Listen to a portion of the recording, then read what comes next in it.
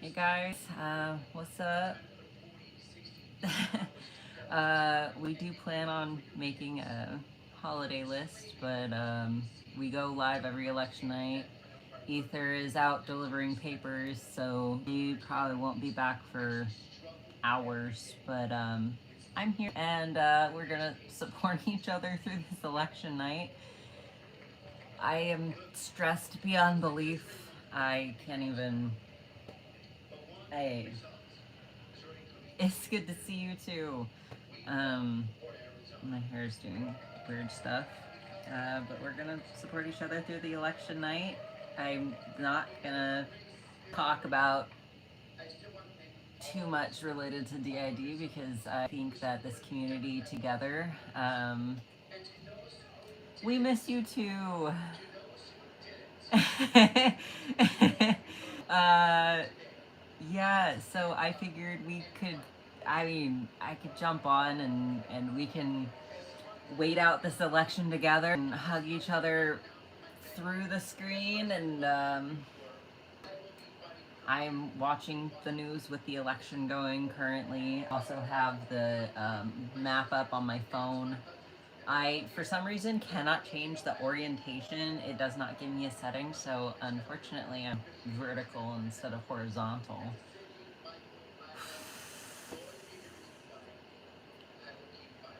Yeah, we are, I am not coping very well with the current look of the election. I mean, I wasn't coping well in 2020 either. And then I woke up and Biden was projected winner. So I don't know. I don't can call it just yet. I don't think we can call the election just yet. But I'm.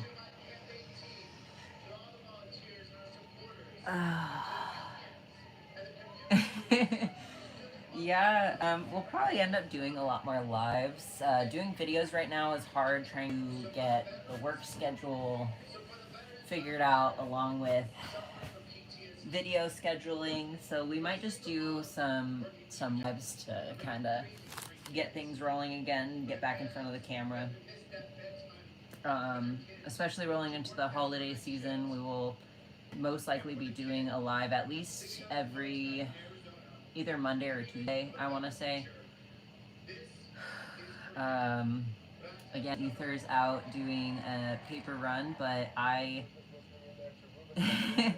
I wanted to show up for you guys. Again, we do plan on being together and doing a lot more live streaming and whatnot. We do currently have kittens. We foster quite a bit, so we have foster kittens. So if you hear meowing, it is the foster babies.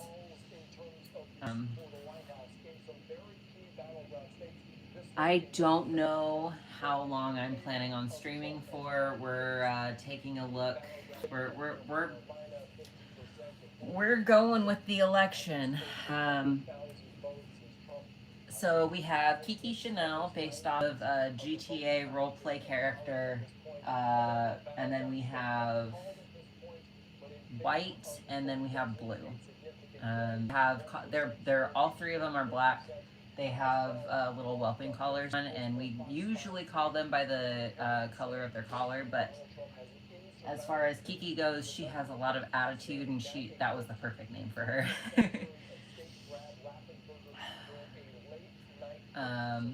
We will probably throw up our Amazon wish list for foster kittens on the community page at some point, just in case anybody wants to donate some, stuff towards us. We foster a lot, and it's mostly our own pocket. So there's something for you other than election to think about. Just little baby kitties. I we're so stressed out that I don't. If we do have system updates. It's not going to be tonight. It might be tomorrow night after Ether gets back from work. We'll see.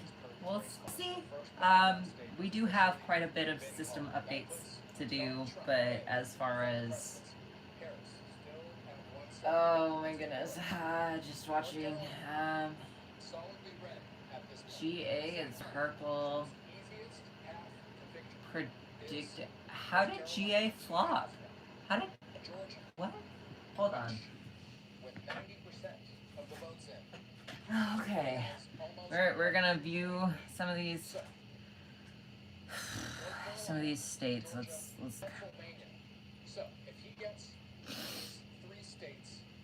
Oh god. Oh no. GA did not flop. Let's see. Arizona is still a 2-point lead for Trump. Washington, California have been called. Oregon's gonna get called blue. Nevada's not gonna get called for a while. Trump's so much in Minnesota. But it's only 16% in Minnesota. 16% of votes have been counted in Minnesota. Oh my god. How is he at 230 electoral votes right now?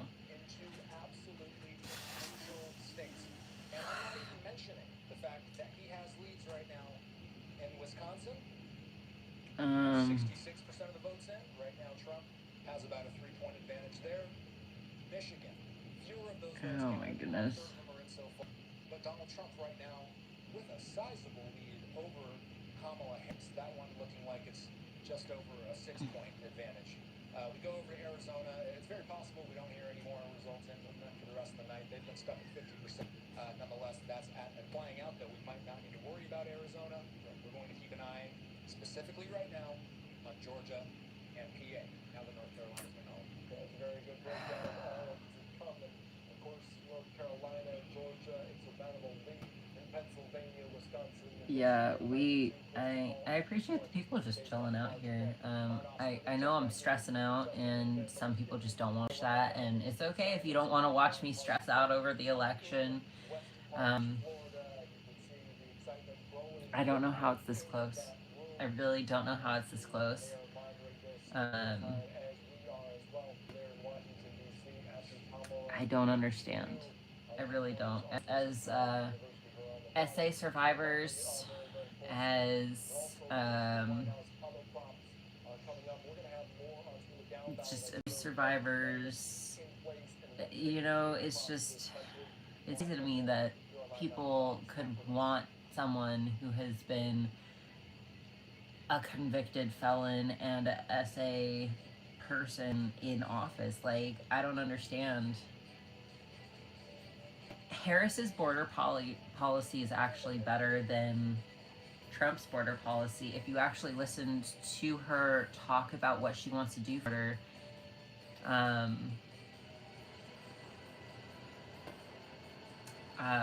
if you look at what she wants to do for the border and you've actually read her policy, Trump shot down the bill that would put, I want to say it's 37,000 more patrol agents on the border. She wants to create better checks for people coming in. She wants to create bigger checkpoints with more workers that have machines that can detect fentanyl. Like, to me, like, I've listened to both parties. I have listened to both parties. I don't like Trump, but I'm still gonna listen to him. I'm still gonna try and see what each side is talking about. And to me, Harris, like, even the economists, the ones that went to college for the ones who went to college for all of this, they all say that Trump is going to blow the economy up, basically, and Harris would keep the economy.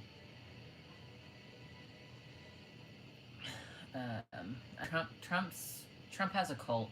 That's what it is. I know that Trump has a cult.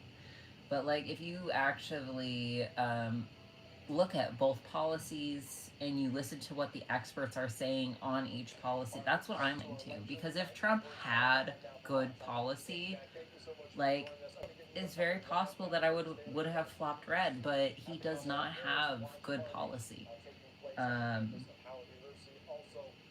and the fact that they want to give marriage back to the states, meaning quite possibly, even though Oregon is a red or a blue state, quite possibly, just like RVW, you know, a lot of people's marriages would be null and void. You know, ours specifically, us and Ether are married legally, and if things go the way that they look are gonna go, it's very possible that our marriage be annulled by the government. That would not be up to us Absolutely, Andy. at all. Again, right now in the Live Now Social Center, I'm going to show you what things are looking like from my vantage point. We're coming up with some of those storylines. But it's scary. It really is. And I'm really hoping that some of these states flip. I don't hope that they're going to flip. I feel like it's going to be 2016 all over again. I feel like blue got blue is just overconfident, just like they got in 2016. No one thought that Trump was going to win, so not a lot of people went out and voted. I mean, a lot of people went and voted, but as far as this year, not enough blue went and voted, unfortunately.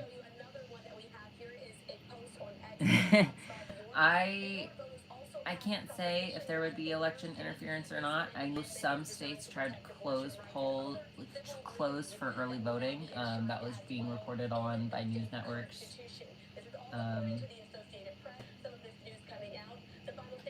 Election interference would be casting out votes, and just there's a lot of meddling people can do. Not that it's actually happening. I think that Trump's cult is large.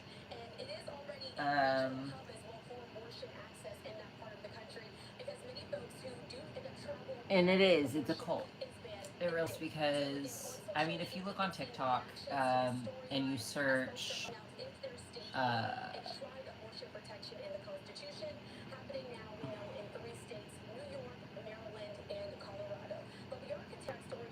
yeah, Harris did enter the race really late, but no one was gonna vote for Biden again.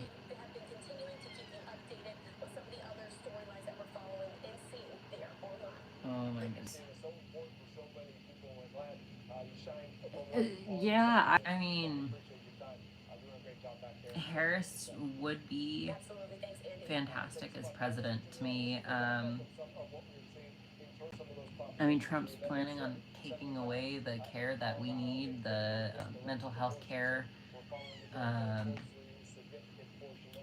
He wants to take away Medicare and Medicaid, which we are on state health insurance because we don't make enough. And so if he did that, we would be taken off of that. I mean, it's... Oh, Minnesota switched to blue. Harris is leading quite a bit. That's... I mean, it's not a lot. It's 10 electorals, but,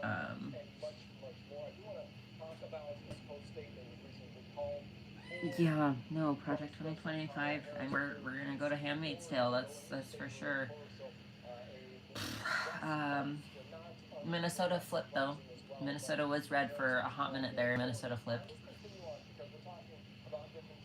I don't understand how he wasn't disqualified, but I feel like people just don't care.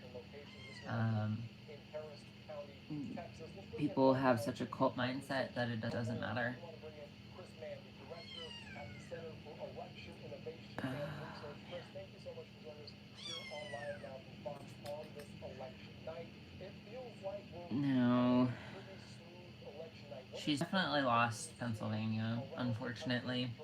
Looking at the number here, Trump is 51 and she's 47, so Trump has a, what is that, a 4-point lead? So she's definitely lost Pennsylvania, which is not good. That's 19 electorals. The only things we've seen are the kinds of things we expect. We had a poll in place over it looks like she's got Maine, but that's not. We had a few places around the country that had technology glitches in the morning, and that lit the lines, but all of those were quickly resolved. Of course, we have had some extraordinarily unusual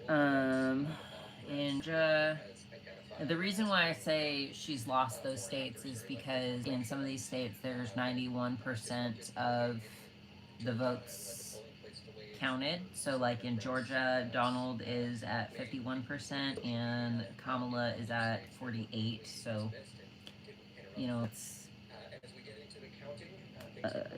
yeah. It does look like she's gonna get Virginia, but I'm saying that loosely because there's 77% reporting there. Arizona is a toss-up. Arizona is still 2, and they have been stuck at 50% reporting. Nevada, again, is probably going to be the last state. Just like last election, when we put up their Nevada song, we might redo that. We might re-sing Hey There, Nevada. But Nevada has not started counting. We won New Mexico, which was 5 votes. How are votes tabulated in Pennsylvania? What's the rules? What's the procedures? And how quickly could they get their process done this morning? I'm looking at the map. I'm not just looking at the news map. I'm looking at this map right here. So Harris is at 192 and Trump is at 2. It is close.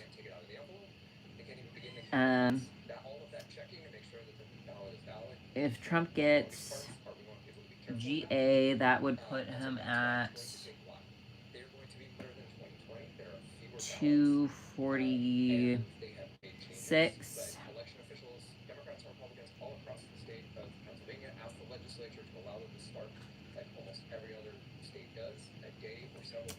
Wisconsin is, he's leading in Wisconsin. It's at 68% reporting though, so we'll see there. It's 100,000 votes between the two. Actually a little less than 100,000. It's still Harris is at 57, he's at 51, so we'll see on that one at 68% reported.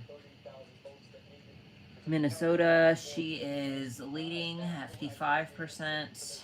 Trump is at 42. PA is at he is at 51. She's at 47.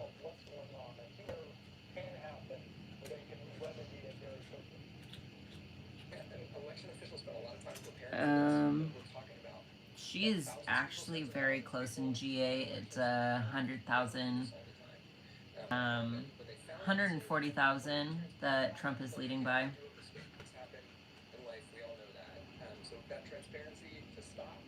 PA is reporting 99% though. So we'll see. I know we're trying to accept it. Stressed. We're stressed, that's for sure. Arizona is at a toss-up. Arizona hasn't counted any votes for at least an hour point, and they're at 50% reporting. So I don't think we'll see Arizona till morning. to see what they go for. PA has been flopping back and forth. I will say that. I mean, I'm just reading off of the map.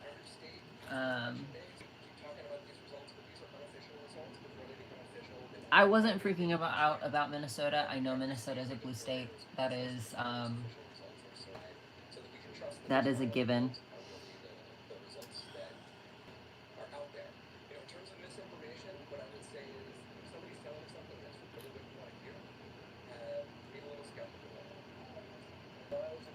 She would still need to win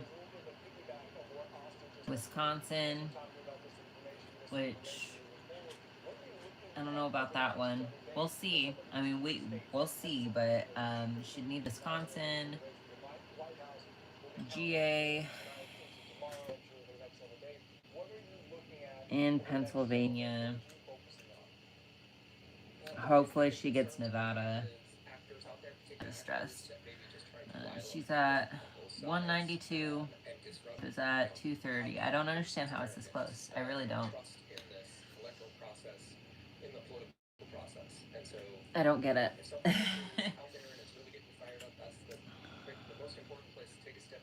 Alaska has not even counted votes, though Alaska's not a big one as far as electorals go. I mean, it would help, but it's not.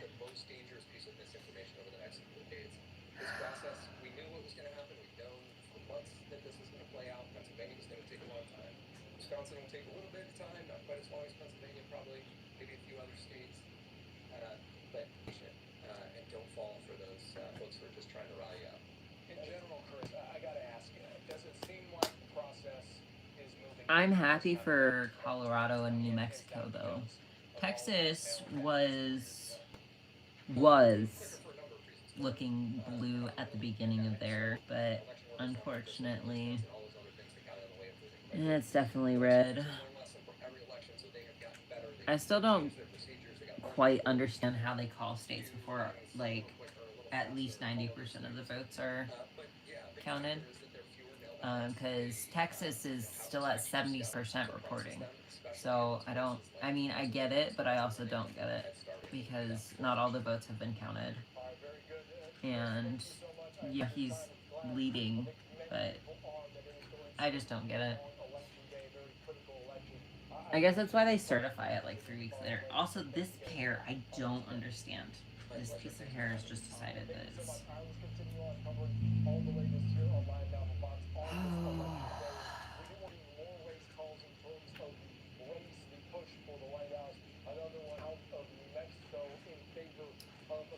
Yeah, unfortunately, people just don't... I mean, trans people make up 1%. I don't understand why people are so pressed about trans rights when we're just people. Like, just people. I don't know. We're trying to... I'm just here to try and give you guys a collective big hug currently.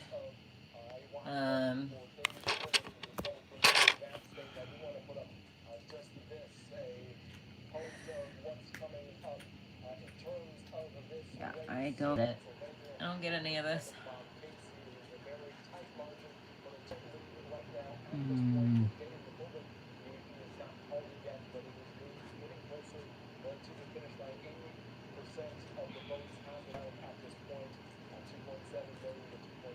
Yeah, human right. But, I mean, just...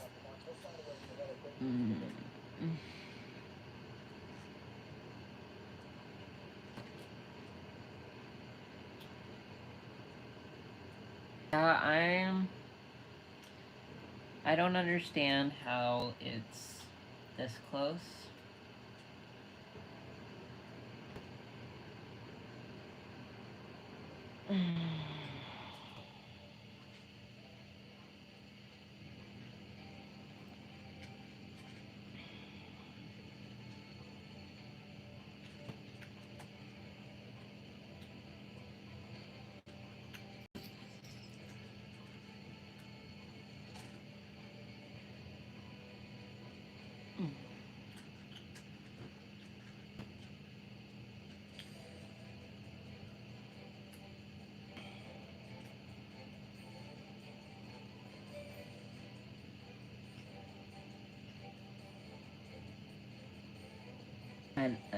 I don't understand. Hey, Harris is up to 205. What got called? I don't know which state got called.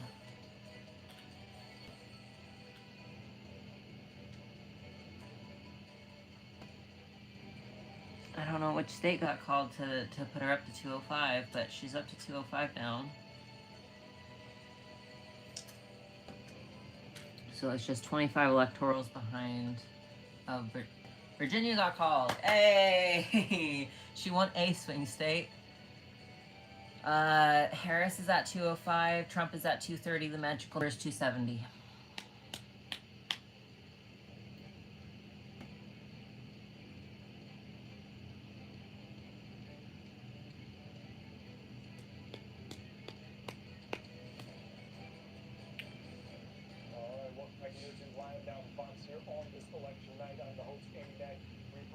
Okay, with Minnesota, it would put her up to 215. With Arizona, that would put her up to 226. That's if we're gonna see Arizona go blue. That would put her up to 226.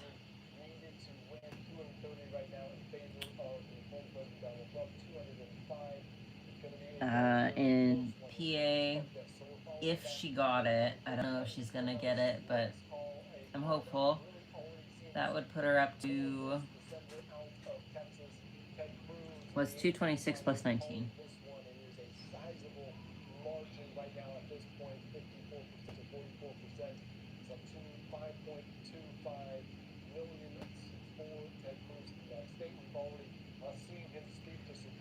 That's 245.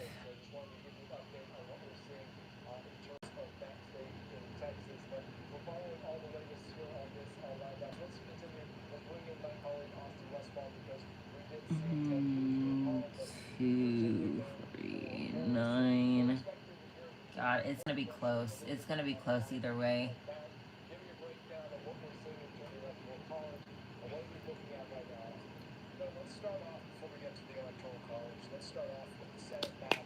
It's gonna be so close. How is it this close? How is it this close? Let's see.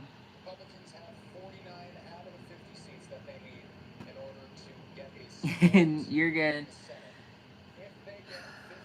With ME and H.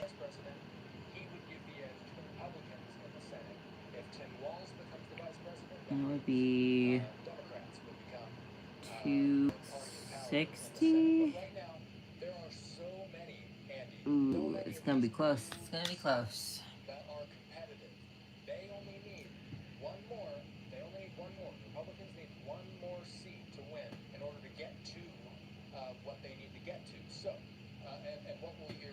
Oh my goodness. So yes, if they win the presidency, what that's going to mean is that they are going to control the Senate. If they get one more, that's going to confirm the fact that they've got. Okay, so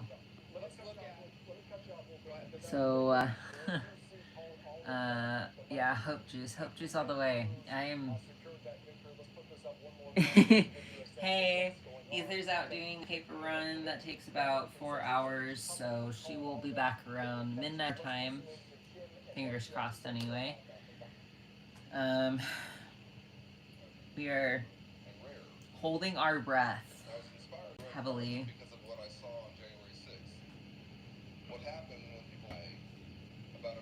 Okay, so for those, yeah, Red Mirage for sure. I'm really hoping the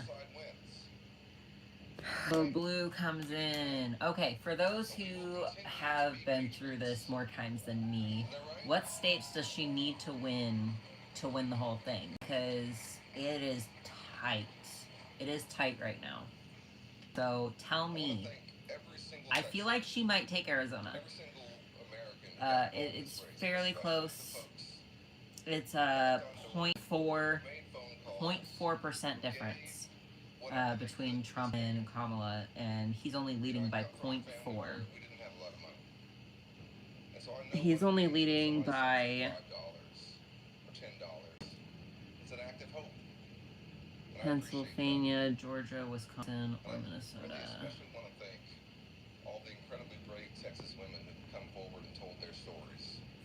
Yeah, Arizona is a total top right now. So she's definitely getting Minnesota. Okay. There's no doubt there. I am. Yeah, no, Minnesota. She's definitely got Minnesota. I don't think she's gonna get Wisconsin. Just being realistic here, just looking at this map right here, I personally don't think she's gonna get Wisconsin. They represent my kids and my wife Valley. My boys are little. They're 3 and 5. I haven't seen them as much as I'd like to, and as someone who grew up knowing their father, that's a big deal. PA is still a big toss-up. So I want to say a special thank you to my family. Georgia, Trump has a 3%. And 91%. I think that it's going to be called soon. Because 91% of votes have been counted. Oh god, they're giving me anxiety, like hella bad.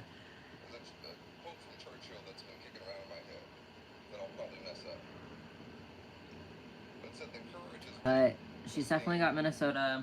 I feel like she's gonna snag Arizona. I don't know for sure, obviously. Toss up.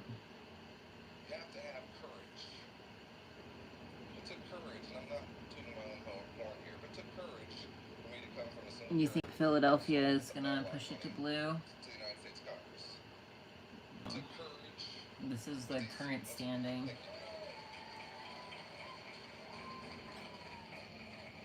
It took courage for these Texas women to come forward and talk about the most difficult moment of their lives in front of thousands of them. Georgia is... I feel like Georgia's gone. Georgia's going to Trump, unfortunately, which is awful for us. Ugh. That's going to take courage for whatever comes tomorrow and the day after. What do we think Alaska and Hawaii is going to vote? I feel like Alaska's going to be red. Hawaii, I'm not positive on that one. I really haven't paid attention to how they voted in the past because I've been to, just the last 8 years has been awful. 12 years. So I don't want to see anybody put their heads down. I want you to put your shoulders back and your head up. Hawaii is going to be blue. Okay. You participate in an American election. That's what we do. Because in this country, we don't. Thank you for the 10 people that are here. I know that the election is nerve-wracking for a lot of people, and I'm not the best reporter. Okay? I don't know what's going to happen in the other races around the country, but I know this. It's going to require patriots like all of you. People all across our state and our country. I really hope PA goes blue. This 250-year project deal. That is very tenuous. Every generation of Americans is responsible for keeping it going. Yeah, I'm glad we live in Oregon, but it's still scary because of Project 2025 and Initiative 47. Because even though Trump says he doesn't have anything to do with 2025, Initiative 47 is pretty much the exact same. God bless you.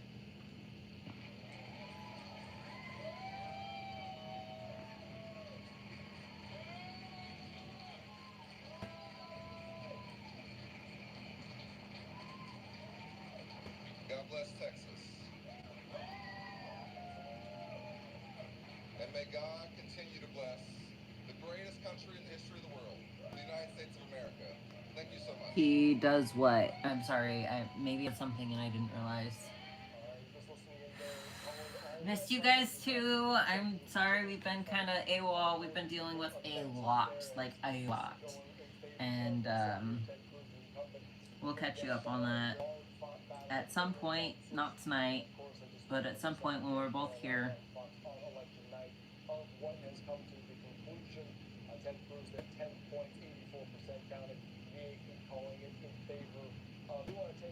Oh no, I know that he has stuff to do with 2025.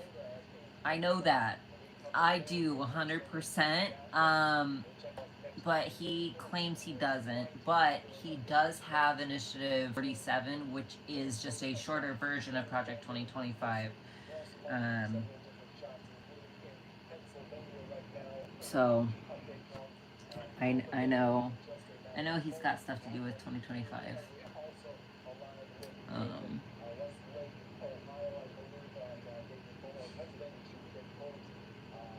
Yeah. No, this is it. Yeah, but they're gonna call it tonight or in the morning. Either way, mail-in ballots or no. Nevada's gonna be the last state to call it, just like they did last election when we wrote "Hey there, Nevada."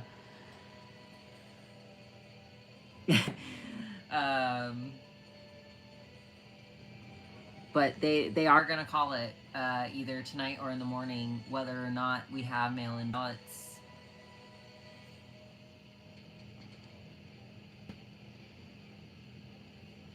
They called it the morning after election day, so I don't remember if it was still on the 5th, but they called it on the next day. If it were this year, they would have called it on the 6th if last election was this year.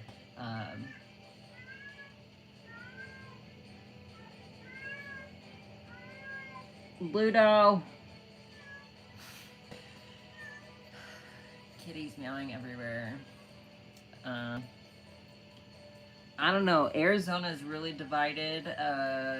As projected, is really going to depend on some of those rural areas for sure. Trump's only leading by 0.4% currently, and only 50%.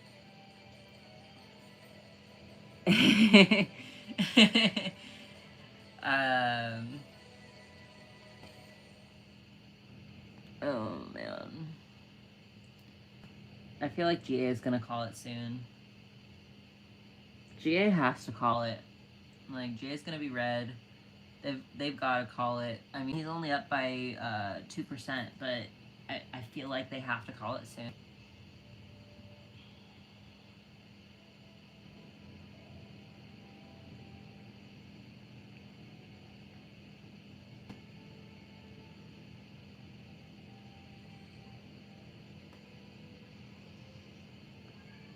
This is not a fun night.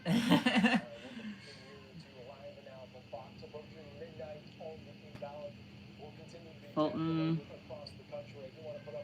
Let's. I'm not sure. There's only 2 counties left in GA to report.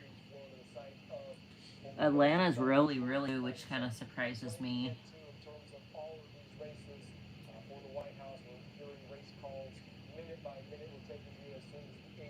Oh, God. I feel like Kamala has to be holding her breath right now.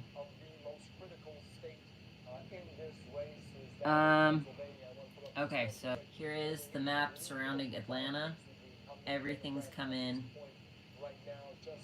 The 2 counties that have not came in is the 2 on the bottom.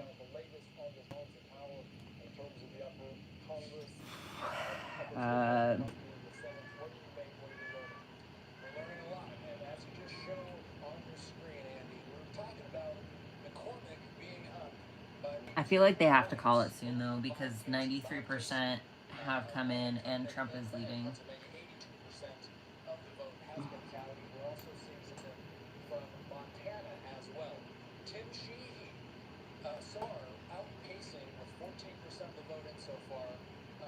Let's see, PA is doing. Trump is up another percentage. Trump's at 51. Kamala is at 47. That's with 83% reporting. Right now, this is the important number. They've got 50 right now. That's what they needed in order to get half. That means if Trump wins the presidency, J.D. Vance becomes the vice president. He's the tiebreaker. That means Republicans would have control of the Senate in that area. But as you can see here, there are still lots of these seats up for grabs, and they are. I would walk out of class if a teacher started talking politics, especially after an election like this one. These are all states where Democrats are facing tough challenges, and as you can see, they're all leaning red right now. So it's looking like I would walk out of class if I were still in college.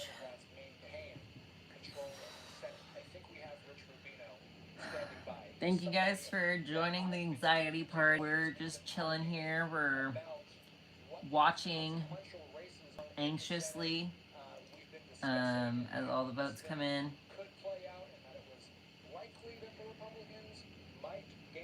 Yeah, I wouldn't go to classes either, honestly. I'm glad I don't work tomorrow. I did get a new job as a sales rep for a third party that goes into Fred Meyer's and helps increase sales. And I'm actually the top salesman of our beta project, so it's kind of a soft launch. It is a soft launch, and I had sales up 36%, so I guess I'm doing pretty decently as far as that goes. A lot of it is selling protection plans on items, which buy protection plans on items because I'm clumsy and I break stuff all the time, and so it's easy for me to be like, yeah, this is a useful, thing. So I have gotten a job and I feel like I'm doing really good at it. Now it looks like there's a possibility he may lose that seat. Ohio, that was a state that Sherrod Brown had to run ahead of the national ticket. He had to run ahead of Vice President Harris, and he had to distance himself from the party. In many respects, he tried to hug President on issues like I just can't believe with how the last two elections were waged for Donald Trump. This time around, looks like I just can't believe it's this close. Of course, California, Oregon, and Washington were blue. We knew that was going to happen. Colorado and New Mexico. Colorado was a big one as far as I'm concerned.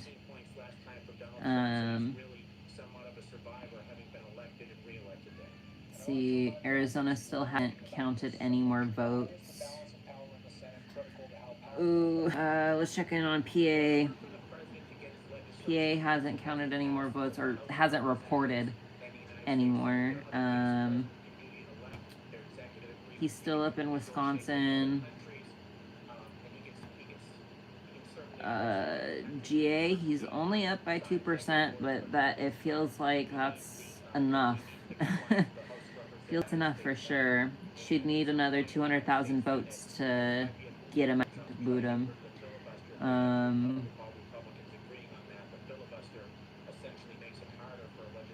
Hawaii is blue, obviously. Hawaii just reported in.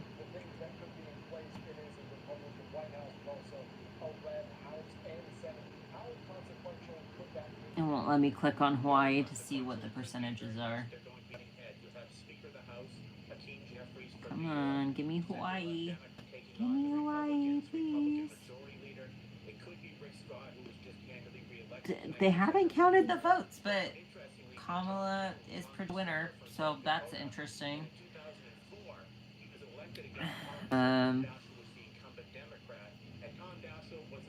Still at 209, so we'll see that jump up as soon as Hawaii comes in. We'll see that jump up to 213. Minnesota will put her at 223. ME and NH will put her at 4, 5, 6, 7, 8, 9, 10, 11. to 33.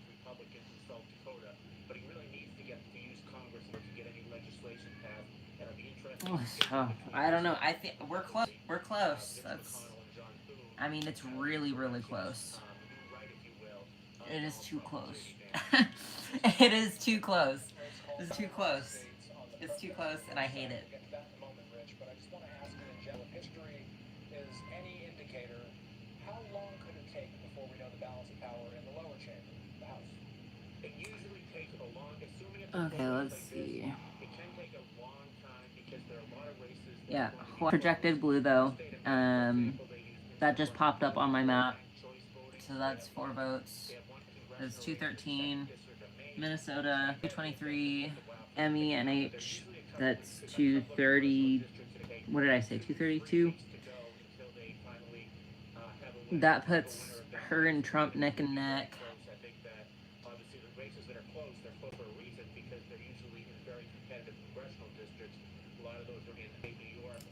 Oh God, this is not a fun time. This is not a fun time. So my guess is they're probably going to be about 10 cities that are probably going to take a while until we actually find out who the winner is going to be. And this probably be marquee. They might not find out till January. It's going to be a while for that. Some of the states we've heard been calling already. Yeah, I do not think we're going dormant. I don't know what's going to happen if Trump wins. Hopefully my family will help us get out of the country. If it gets to that point, if something just popped up. What was it? What just happened? Nothing happened, apparently. I feel like something switched though.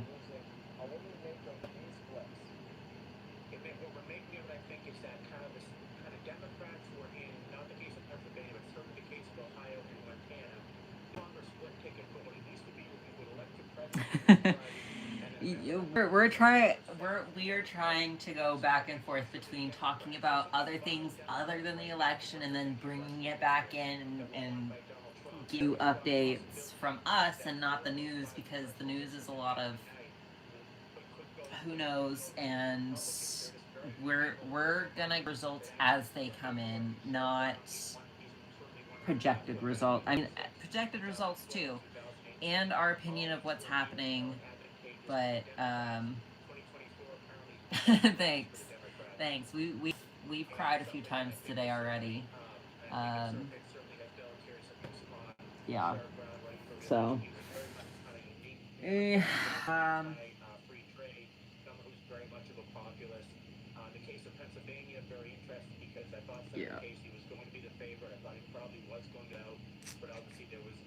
Thank you. We are trying to hold it together. We are trying to go back and forth between talking about the election and talking about things that are happening. We'll bring Kiki out so you guys can see Kiki, because Kiki is an interesting character, and she's a little kitten. She's probably about this big. We had Distemper run through our house, and they are surviving Distemper kittens. So we've been bleaching everything, and they made it though. Made it, and that's like, I'm so happy that they made it through, and they are doing so good. They are. They really are. They're doing so. We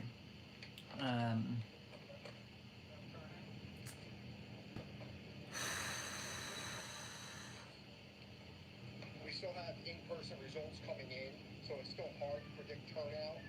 But what we do know is of the 202,000 mail ballots that we've received, not all of them count because some of them are unsigned or undated. But we will have another update of mail ballots later this evening, and we're going to continue updating the in-person results that come in. Philadelphia just announced that they're still counting votes. So Pennsylvania is not ready to call it.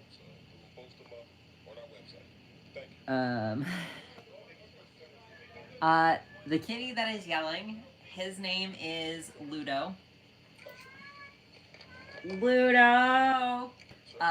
He was a foster fail kitty. He came in. The people who gave him to us said that they were ready to put him on. We gave him a second chance.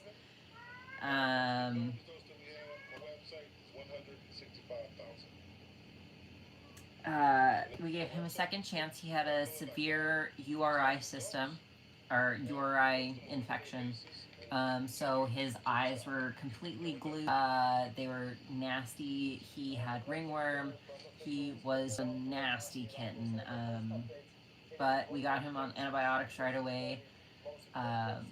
One of his eyes did not survive back. Then he got litter impaction, and we had to give him a ton. Pluto, chill. We had to give him a ton of enemas, and then he got an intestinal infection from eating the litter and it scratching.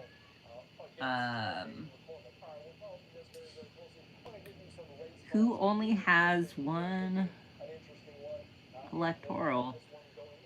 Harris went up to 210, so they're 8 points apart. But he then had an intestinal infection, which we gave him antibiotics for. And he is unfortunately, he was not passing his blood tests, so he hasn't neutered yet, but he finally is healthy enough to neutered, and he has an appointment as of November 20th to get neutered. So yay! He has finally gotten to the point where he is healthy and ready to get neutered. I'm proud to say that he is he's a character, but he is a little over a year old now, and he is Siamese, by the way, so he's got all Siamese markings and everything. He is a loud man.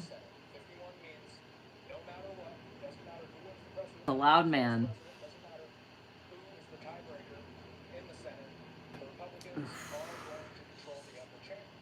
Looking back at the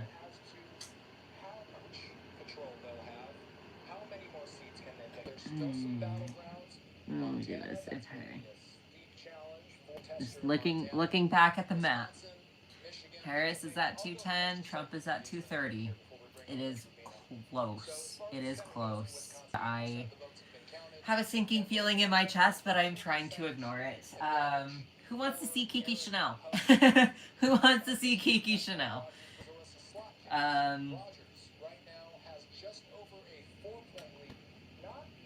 Yeah, just tell me if you want to see Kiki Chanel. I will bring her out. All right, we got a yes. Let's go get Kiki Chanel.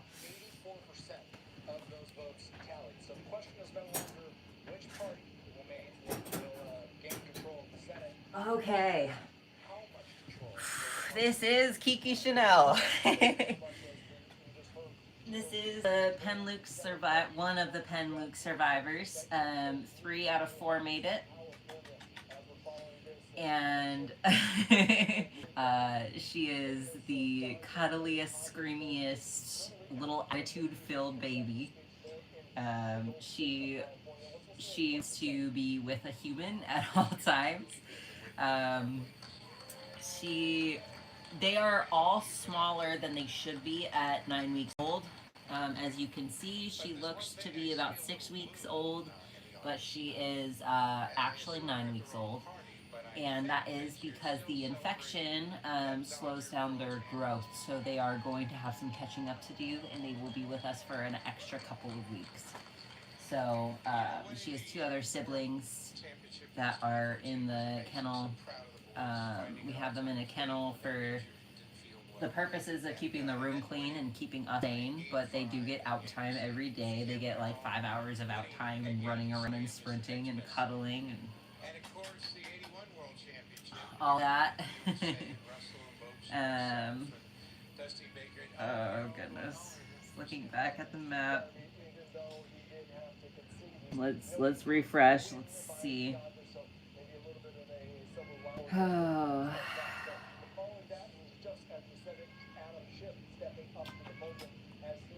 She is so happy to be cuddled right now. Hi, baby.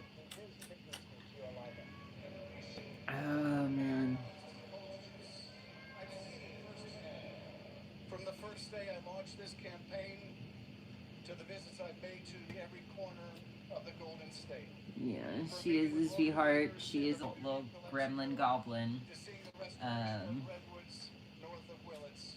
I've met the most amazing people all across California. But yeah, fostering kitties for a little over a year and a half now. Fostered over 50 kittens. We've gotten them all amazing homes. We've only had 2 losses in our time fostering, and our vet is working very closely with us, so we get discounts on the vaccinations, we get discounts on pretty much everything, because our vet understands that what we do is important. In Oakland, I felt the joy and energy of an early morning service at the Allen Temple Baptist Church. Saying hi, Kiki. It was said I sat down with college Can you give them a big students re? and learned about the careers they're building for themselves. That was not a big re. I saw firsthand There you how go. awarded That was a ladies good are re. providers. I witnessed their kindness and the love that they bring to their work. Our state has its struggles, like every state, but none are insurmountable because we are the Golden State and we get big things done. And my promise to you is that I'm going to be Yeah, Kiki is a sweet little girl. Yeah. Screams. Yeah. Quit being so cute and nice and show them how crazy you are. Oh. She's got a little tail and she waddles. She has a big belly. Where you going? Kiki. Kiki. Get back over here. Get back over here. Hi.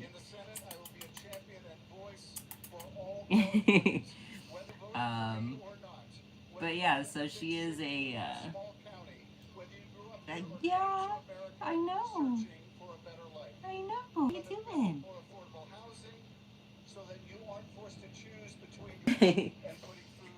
No, you can't go places right now. Go places, do things. Oh man. We are going to help hardworking families by lowering costs. We are going to fight tooth and nail to protect abortion access and defend democracy and our freedoms. We're going to bring resources and jobs back to the Golden State to create opportunity for all Californians. We're going to fight on behalf of our dream workers, our farm workers, our immigrant families, so they no longer have to live in the shadows. We are going to protect our planet, fight climate change, and bring good paying green jobs here to California. It is a big task, I know. We can do it because we are going to do it together. Oh my God. Fight every single day on Kiki Chanel. Kiki Chanel. Get back here. Oh my goodness. Harris is still at 210. Trump is still at 230. Minnesota's definitely going to put her up to 220. And then Emmy and NH will put her up to 228. If she gets Arizona, which it seems like they've stopped counting. I'm certain. If she gets Arizona, she'll be up to 31. I don't know. I feel like she's got to win it all. I feel like it's not going to happen, and I am losing hope. Losing hope. Kiki Chanel, you are going to go back. You little heathen. You're a little heathen. Alright, go on. We'll let you guys run around for a little bit. Ah! Go ahead. Alright guys, it's time for a chocolate bar. Oh. All right. And I so wish he could be with us tonight. So, what are you all doing this evening other than watching me instead of the actual news? Because I feel like, I yeah. also want to thank every volunteer and supporter who made calls, sent texts, knocked on doors, and chipped in a few bucks. Because your heart not only made this Senate race possible, but you are going to deliver House of Representative Majority to Hakeem Jeffries tonight.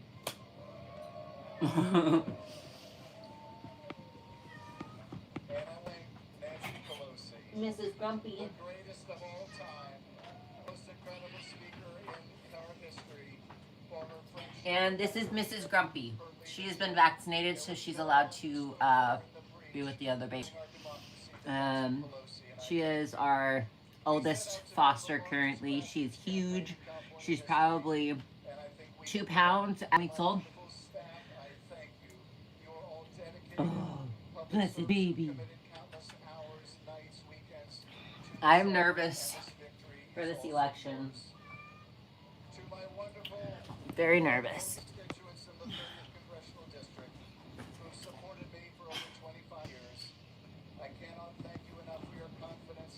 Oh.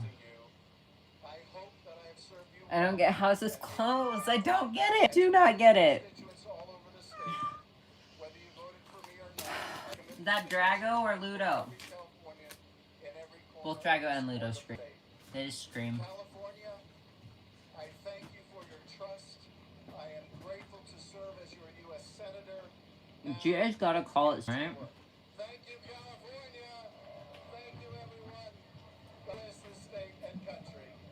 Thank you so much. Yeah, definitely because of sexism. But I still don't get it. This is Blue.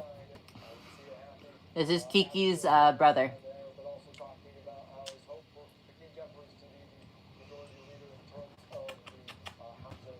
He is a little bit bigger than Kiki is.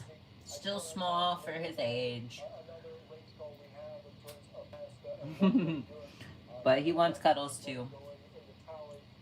He comes up onto the bed constantly.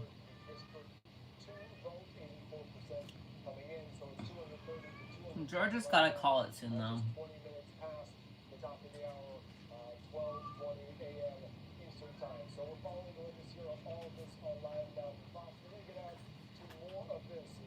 I still don't get it. I don't get how people can hear him talk and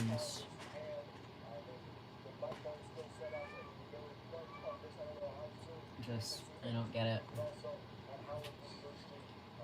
I don't get how anyone can hear him talk and think like if I'm electing a president, I would like to elect a president that I would feel comfortable leaving my children alone with.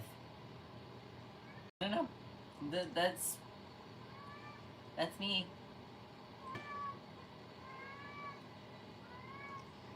I would like someone that I could know for sure.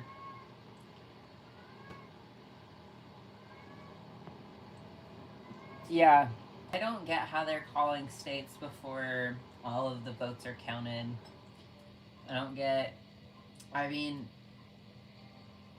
It just doesn't make sense.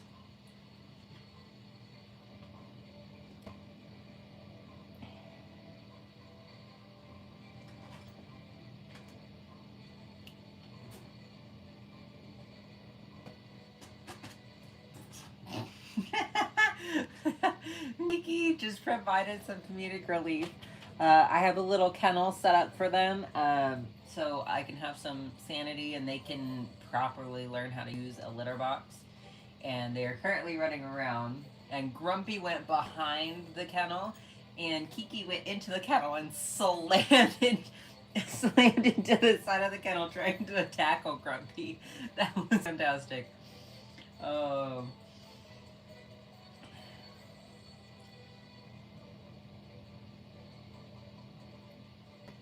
Blue is the sweetest of boys.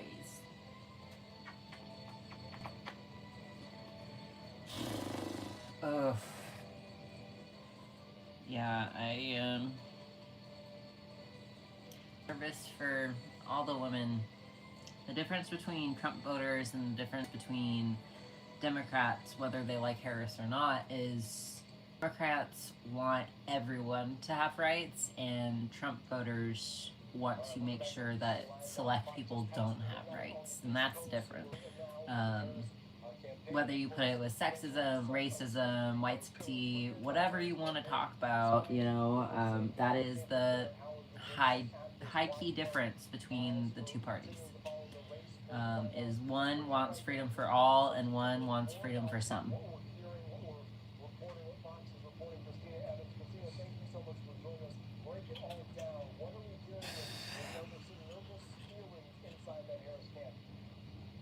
Yeah, Andy, I think you'd be right when you say the nervous feelings maybe are going out throughout the Harris camp. Again, I want to show you again inside of our social studio here, and we've been keeping a close eye on all of those storylines that are popping up on. Good night.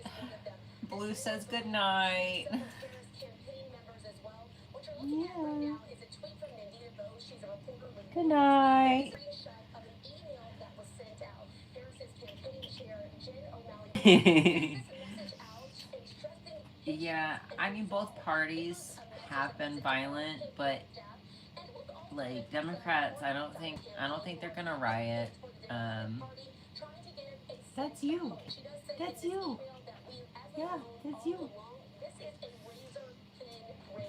I don't think Democrats are gonna be violent if Trump wins. We're gonna just kind of sit at home and sulk and feel defeated. But I don't think that.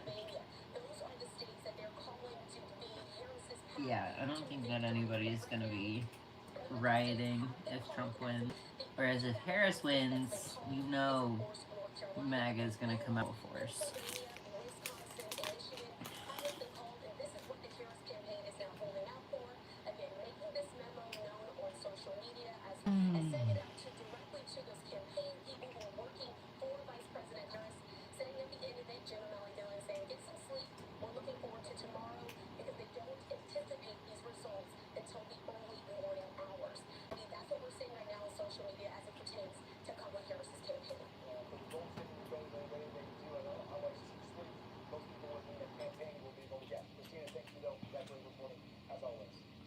Absolutely.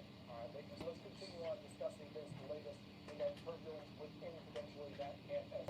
I do want to put up this tweet from Jack Heinrich talking about this here on Live Now for Fox, talking about three sources close to Harris are expressing concern over Harris's path to victory. It may be too narrow to overcome. One source at the Harris Friend and Family Party says, quote, her path is so narrow that she is not doing what she needs to do in Pennsylvania, Michigan, and Wisconsin. The exit polls I saw hours ago are accurate. They need to suddenly outperform those. Don't believe that happened. Asked about this, a second source close to Harris told me, quote, I 100% agree. The path is very difficult to victory. This number higher than expected in counties where he should be losing by larger margins in Pennsylvania and Michigan. A third source close to the campaign said, I think we're losing this. Hearing words of Harris made. Michigan's only reporting 53% of votes counted, but Trump is at 52 and Harris is at 46. In Wisconsin, they counted 81% and Trump is at 51, Harris is at 47. This is gonna be rough. This is gonna be rough. How concerning is it, and how real are these feelings of uncertainty within that camp? I think it's a lot of uncertainty. It's probably a lot of pessimism within the Harris camp. I think that some of these places specifically, they thought that they were going to do a lot better when some of these counties came in. What's basically happening is that Donald Trump is holding. I don't understand. There's still a path certainly for Vice President Harris to win, but it's becoming more and more narrow of a path. And I think that my guess is that there will certainly will not have the election called tonight, but it's becoming extreme. There obviously is a lot of pessimism within the Harris camp right now about results and what they've seen. I really hope Harris doesn't concede before Nevada's counted. Something that everybody's been discussing ad nauseum.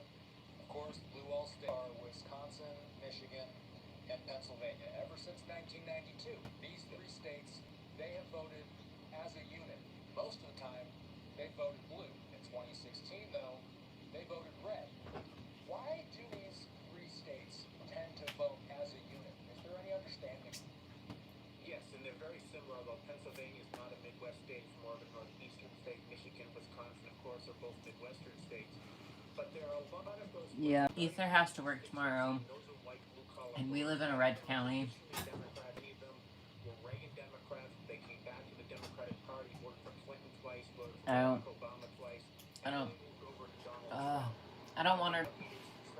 I don't. NAFTA, for example, disproportionate had an effect on some of these counties and some of these parts of these states. As a result, there's been a lot of job losses, and we do need to trade agreements. Those trade agreements had essentially had bipartisan support.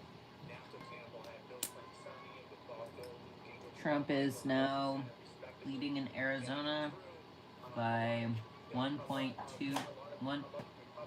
just barely 1%, actually 0.8%.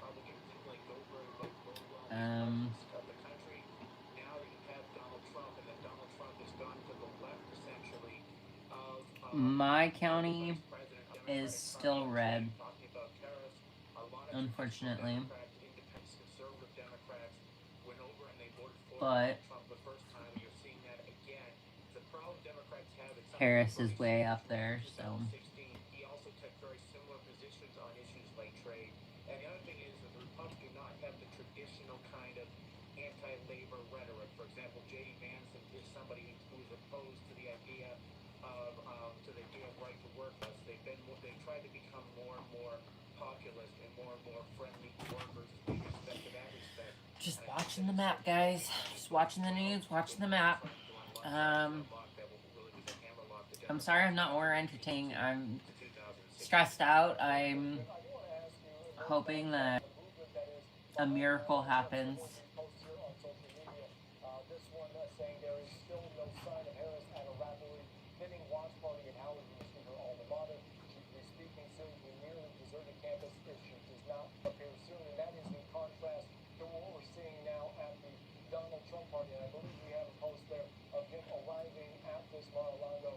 A post that making the New York Post of Donald Trump arrived at Mar-a-Lago election night. Say that our state one that had to have federal government step in to tone down the gerrymandering and failed that, so we're just giving a new one for now. Our red state is.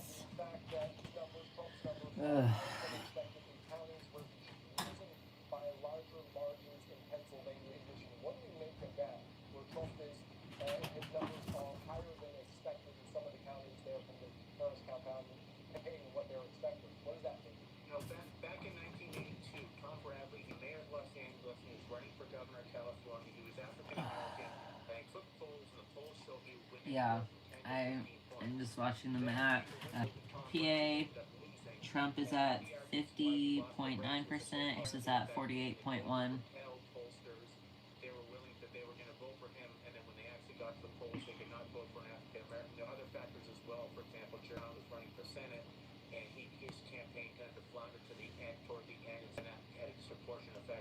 I'm less and less sure that PA is going to flip. I don't think PA is going to flip, but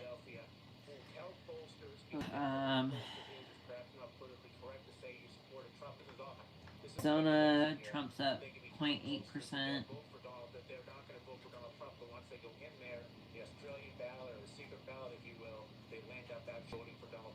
Harris is still leading Minnesota.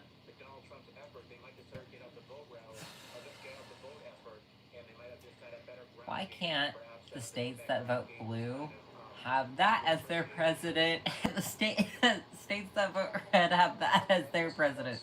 Why does it have to be one president for all? But not everyone wants the asshole in charge. Oh my goodness. Like, this is too close. It's too close, and I just, I don't get it. Like, let the red states have what they want. Let the blue states have what they want.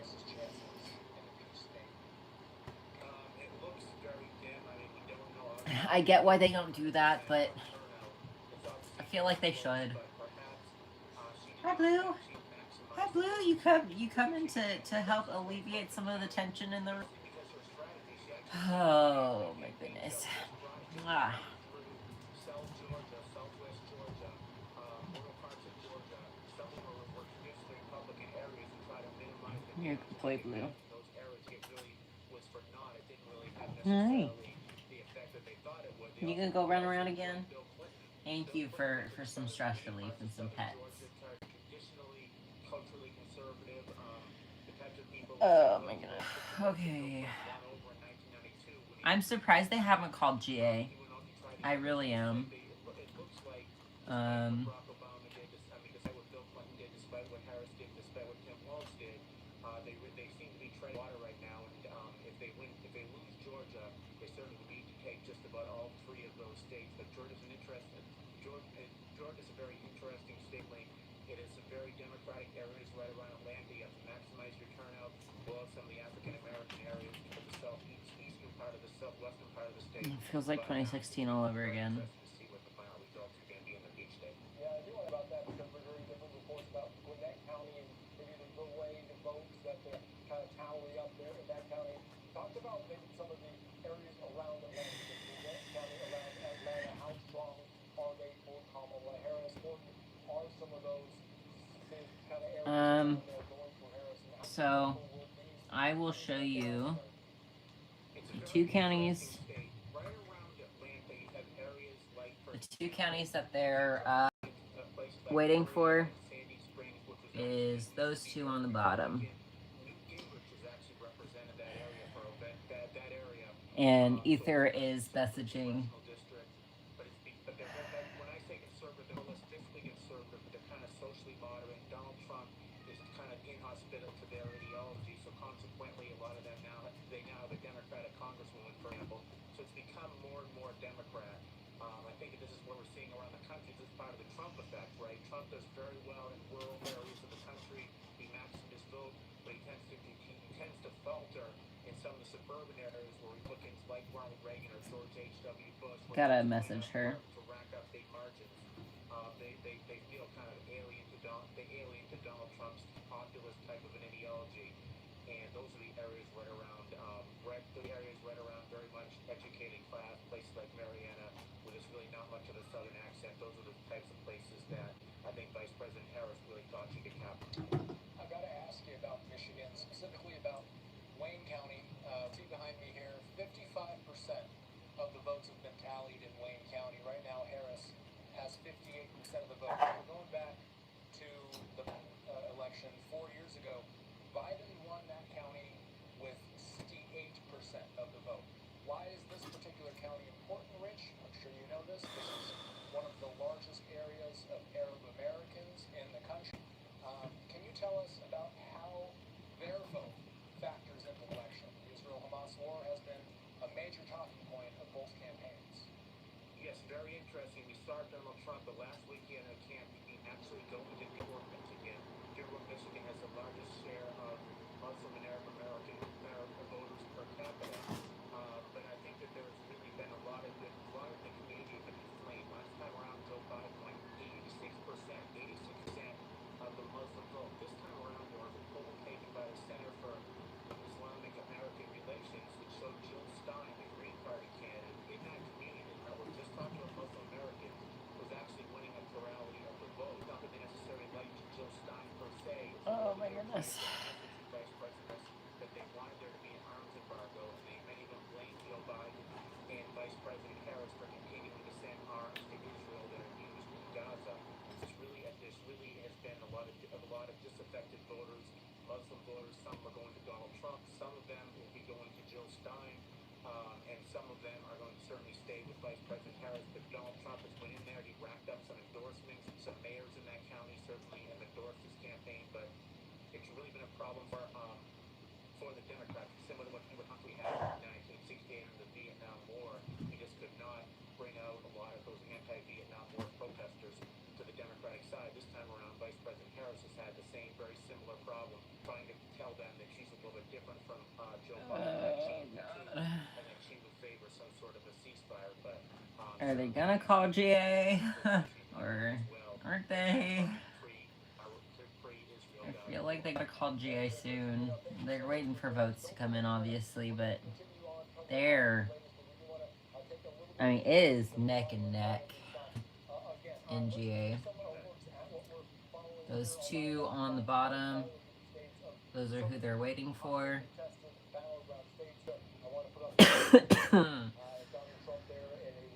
Oh, I don't know. What's your guys' predictions on GA?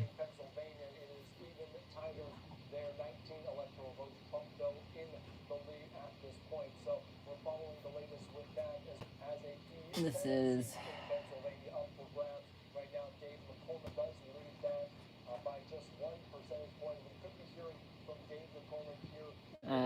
this is what Pennsylvania looks like right now.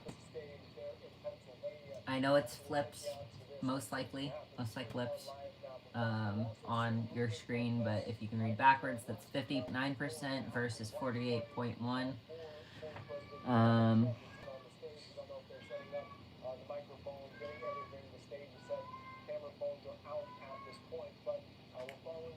This is Arizona.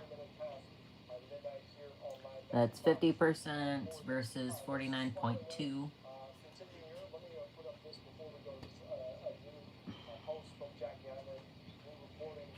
Wisconsin, they are reporting 82% counted, 51.2, 47.3.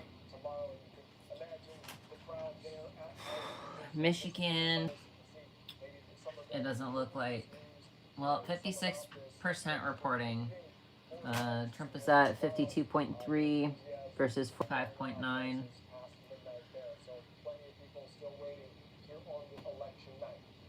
Oh, God. Nevada is still out. It doesn't sound like they've started counting. Nevada doesn't start counting votes until every single person who wants to vote has voted.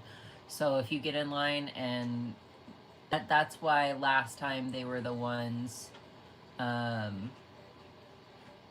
were the last ones to count out.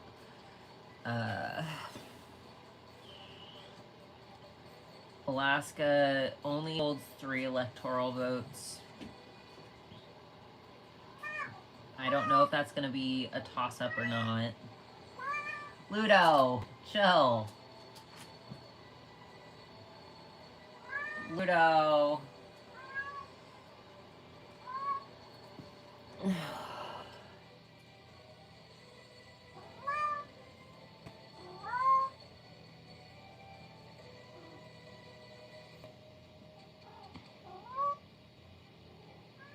Yeah, I'm not sure as far as Georgia goes. I mean, it's just is close.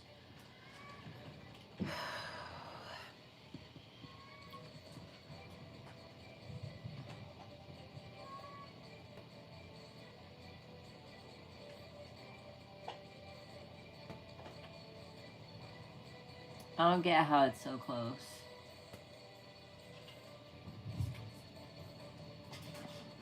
I don't get it.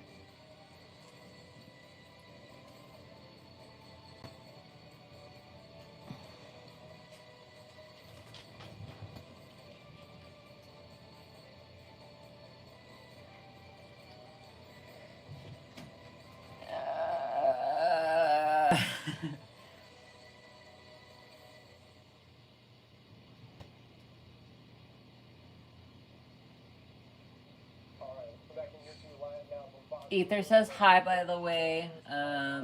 Are on a paper route down to California. Yeah. But you will hear from her tomorrow. She will be back here tomorrow to address not only the A2 family, not only to address her borders, but to address... Harris is not speaking tonight. So thank you. We believe in you. May God bless you. May God... Harris was supposed to be speaking. I assume that's because everyone thought it was going to be a blue wave. She was expecting a blue wave. I mean, a lot of Harris supporters were. but unfortunately it's not looking like a blue wave, and if she speaks tomorrow it's going to be to concede. Unfortunately, that's what it's looking like anyway. I'm not happy about saying that. And I hope that's not the case. But my optimism has grown less and less as the night has gone on.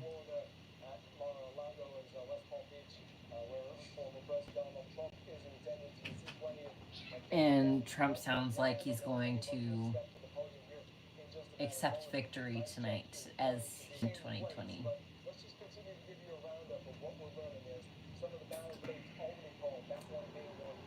That is, anyway, what it's sounding like. I have the news playing quietly in the background. This is not how I wanted today to go. It's not. I mean, that one guy that predicts all the elections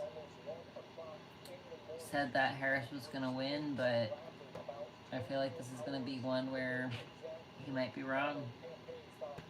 And I don't say that lightly either. Harris is behind 5 million votes as far as the popular vote goes, which is surprising to me.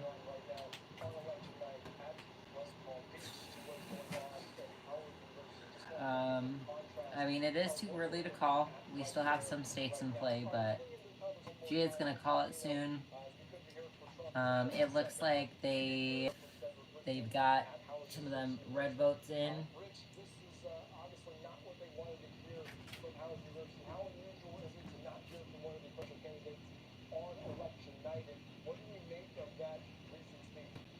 So Gia's gonna call it soon.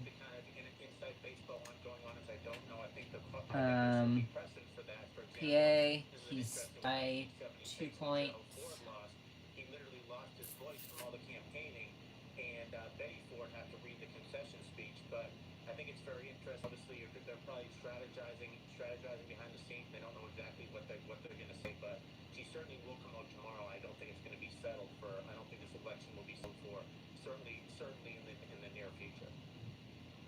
Rich, we've been watching, and you see how happy they are. All of those red caps at this Trump event in Palm, Florida.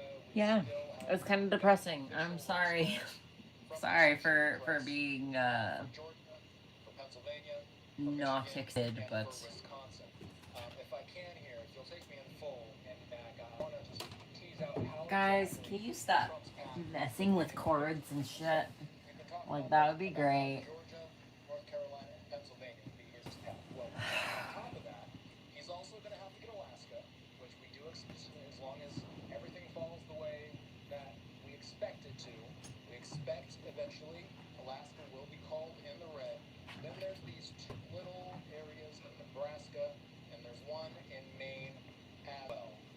Let's just talk about this map, Rich. Ultimately, it's looking like states like Michigan, Wisconsin, Arizona, Nevada. Is it very possible that some of these battleground states won't end up mattering? Yeah, theoretically, if one candidate can win 5 or 6 of the swing states, if the election is pretty much over, I don't think that's going to be the scenario. I think that every battleground will matter. Just the fact that we only have 7 battleground states, the first time you go back to 1980, there are only 10 battleground states. They have such few battleground states. I'm watching the news as well as talking to you guys, so if I'm quiet, I apologize. I'm listening to officials. Whoever wins their state, they work 2 electoral votes, the person who wins their state, and then the rest of the electoral votes are spread out to congressional districts. So the one in Nebraska, it's called the Blue Dot District, that's right around Omaha, and that's the college town, is the only part of Nebraska that is potentially blue.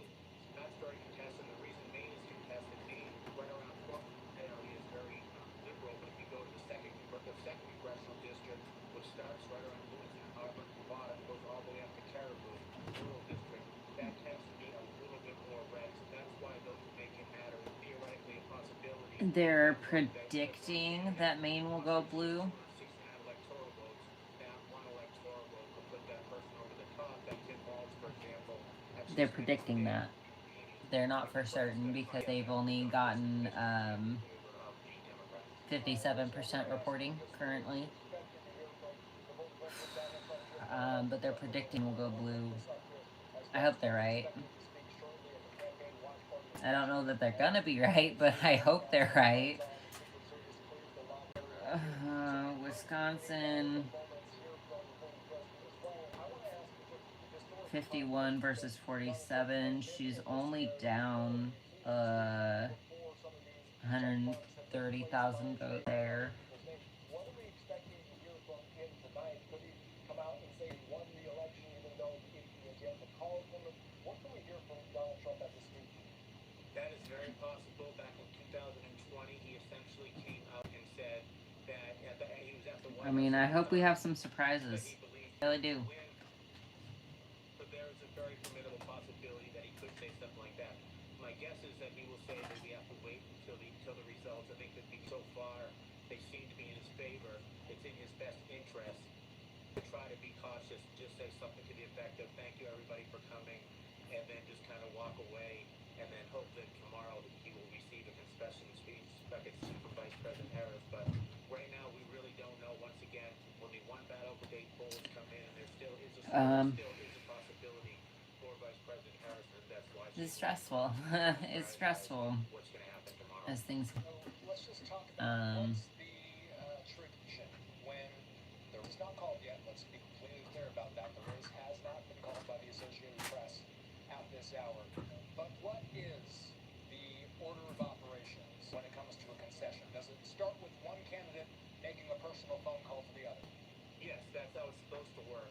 One candidate makes a phone call, says that they can see, and then the candidate goes out and gives a speech. Usually when he gives a speech, that the candidate usually is very nice. He says, "I appreciate my opponent. I appreciate the campaign that he ran." Something to that effect. That's usually the protocol. I don't know, because we're in such a divided time right now, if Vice President Harris would actually call up and give a concession speech, if Donald Trump would come on and kind of a letter. But that's usually kind of what happens. Sometimes it's rough. I'm sorry for all the pauses. I'm trying to be hopeful.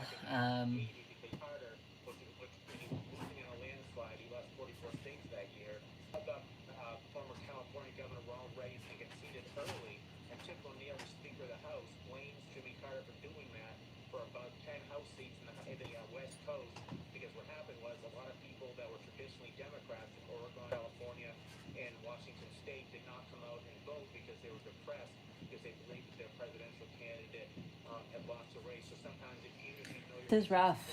It's rough. I'm not even gonna lie about that one. That are trying to run on your coattails and are trying to get as many voters to come out, it's better for that sometimes that the candidate concedes as late as possible. Al Gore conceded to George W. Bush. Then a few hours later called back and I'm gonna hop on TikTok and see what some people are saying in their lives. Al Gore famously said he wanted to get very good. That's good historical context. It's interesting to look back at previous elections, election cycles, and see what happened before. And I do want to get to some news here on Live Now from Fox. Fox News is projecting that Trump will win Georgia and Indianapolis polls. We are relying on that. The Associated Press, in a significant way, has not called this president's May 6th electoral votes yet for Trump. 50.9 to 48.4 at this point. So he owns a significant lead, but Fox News reporting that Donald Trump will take that from each state. They do not at this point. Some people are trying to say he's already won GA, but it hasn't been counted yet, or it hasn't been called yet. But that's looking like. Let's take us to it now here. A Pierre Locaine, alive now from Fox. What a great group of friends.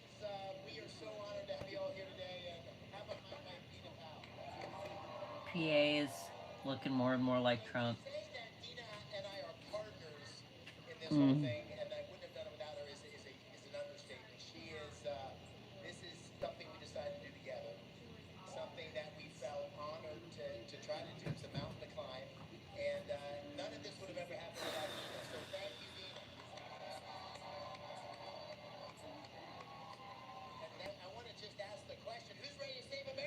Okay, so if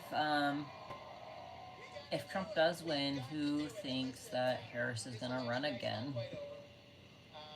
I don't like these odds. Who thinks Harris will run again when Trump is done with his final 4 years and MAGA is no longer? Who thinks she's gonna run again? Because I feel like she might. By everything America has to offer, two of the luckiest people in the world. But that opportunity, that American dream is slipping away, and we got to get it back for every single Pennsylvanian and every single American. And we need new leadership. We need new leadership in the Senate to make sure that every single kid in Pennsylvania has the opportunity to be all that they can be, regardless of party, race, creed. We need to create opportunity for every single person. We need to create an economy that works for everybody. We need to secure our border. We need to have energy policy that protects the environment but also makes us secure and creates great jobs. The bottom line is we need leadership. We don't have it, and we're going to get it. All right, Nevada is starting to count votes. And so, listen, Nevada's finally starting to count. the election results will be finalized. And when they are, we will look forward. Sorry, this isn't more entertaining. A new America. And we'll look back on this day today and we'll say that was the day that we took the corner. That was the day that we had new leadership in Pennsylvania. That was the day that we got our country back on track. And, some of you know, I think most of you know, I had the opportunity to go to G is gonna get called here soon. went to West Point, and my mom and dad It has to. went with us to West Point for 8 years in a row. They hadn't gone back for 35 years. We took them back last fall. With Dina's parents as well, and we walked past the MacArthur statue, and it has a very famous speech etched in granite, and the speech says, "Duty, honor, country." Those three hallowed words reverently dictate what you ought to be, what you can be, what you will be. Arizona's still neck and neck. Courage when courage seems to fail. 49.9, 49.2. And to create hope when hope becomes forlorn. And that makes sense to me because this is a moment where we have leaders showing courage. This is a moment where Americans are losing faith. This is a moment where America is losing hope. But we can turn that page. We can look forward. We can have an America that works for everybody. It starts out. It starts with this election. It starts right here in Pennsylvania. And so, from the bottom of our hearts, we have been so honored to campaign across Pennsylvania, 450 visits in every little town, in every city, and the people we've met along the way have given us hope. I'm not feeling great about this. I'm not feeling great about this. And serve the great people of our Commonwealth. It'll be the honor of our lifetimes. Thank you much.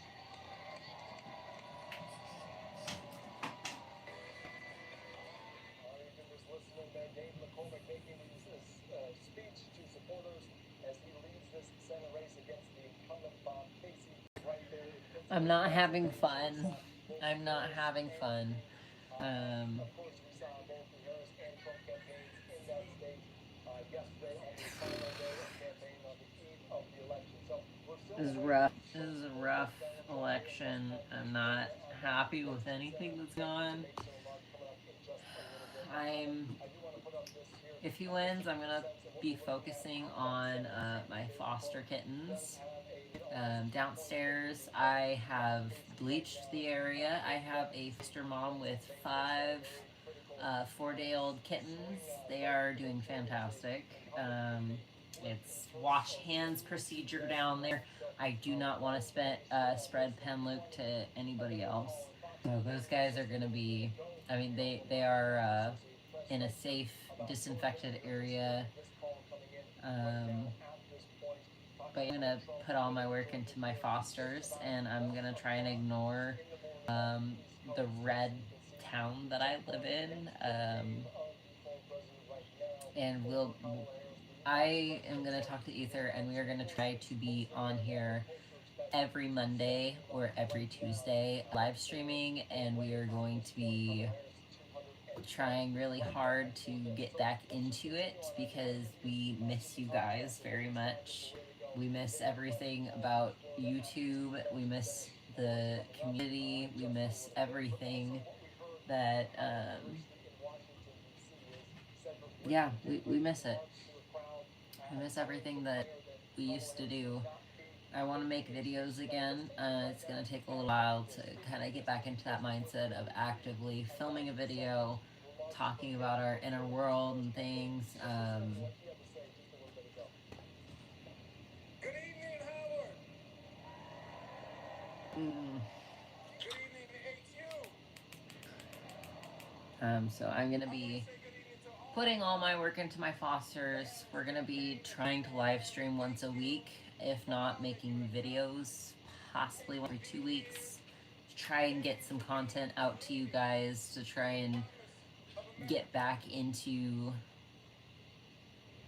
making YouTube. We're gonna try really hard to get back into it because we know that the community here on YouTube has kind of fallen as far as d.i.d. tubers go, and we want to get back to it. We want to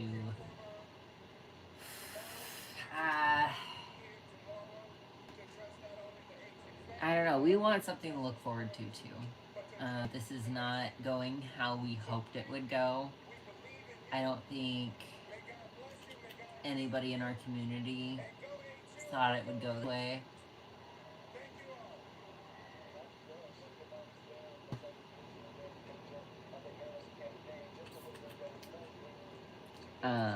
So we're going to try our hardest to come back and do what we love. And yep, GA got called. I knew GA was gonna get called. PA is gonna go to Trump.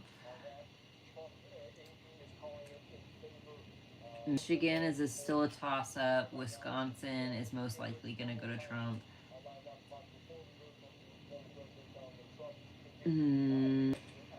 Nevada's only reporting 20% so far. Arizona's still neck and neck. They're expecting Alaska to go to Trump. So, I mean, the race is not called yet, but it's not great. So, as far as this all goes, we're going to try and focus on you guys, our jobs, and raising kittens and making sure that we touch little tiny lives. Hopefully we could touch your guys' lives. And we will probably be making a lot of coping videos if this goes the way it looks like it's gonna go. I guarantee you in about 15 minutes Trump's gonna call the election.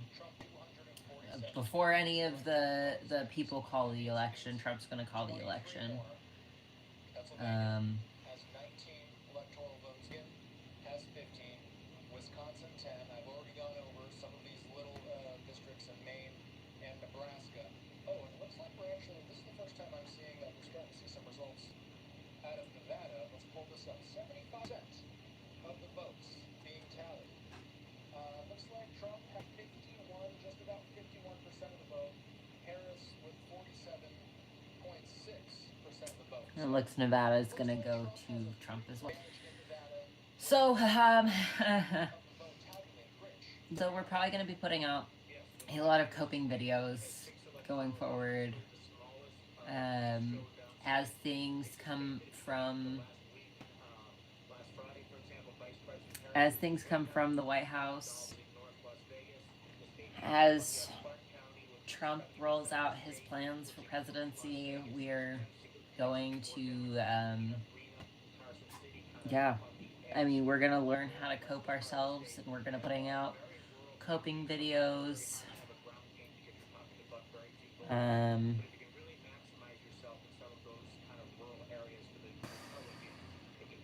This is not how I hoped tonight would go. benefit the Republican presidential candidate, but it certainly does not bode well for President Harris in that seat.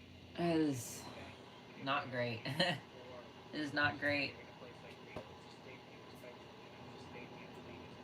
And you're seeing my real-time reaction to trying to accept that he's probably going to win. And unlike Trump, Harris will not say the election was rigged. I believe full-heartedly,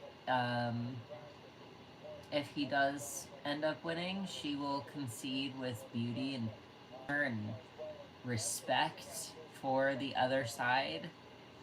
And Trump is probably gonna call for her arrest. God, what a fucked up time we live in. What a fucked up time we live in. I don't get it.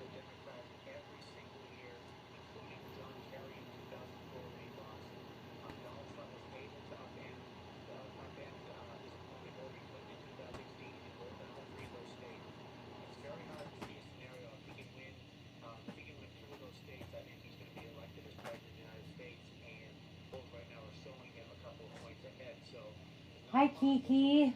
Kiki has come to say hello to everybody again and offer love and comfort and support. As well as Blue.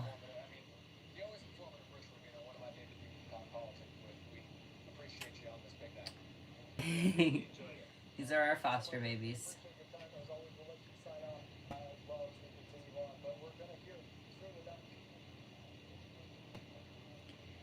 We missed you guys too. I don't know when Aether's going to be back. Probably after end the stream. I'm probably gonna turn off the news before Trump talks. I don't know if I have the nerve to listen to him.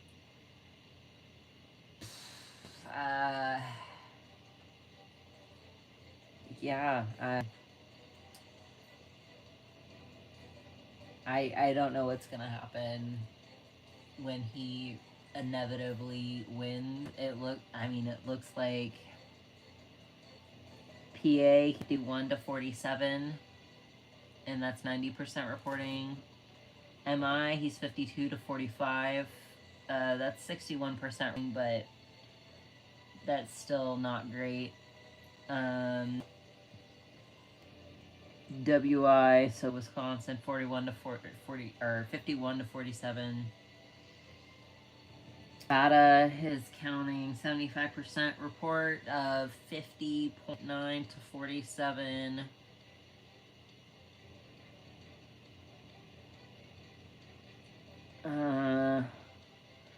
Alaska is coming in currently at 15% reporting, 55 to 39.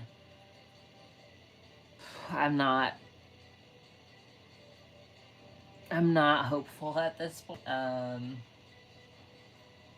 We could be surprised, but I'm not hopeful at this point. And that's scary. It really is, truly. It is scary we're going through. I don't know what's gonna happen as far as things moving forward. It's very uncertain if J.D. Vance might keep him in check. That's all we can hope for, is people in everywhere keeping him in check. You can see the worry lines. This is pretty related, but you can see the worry lines. It's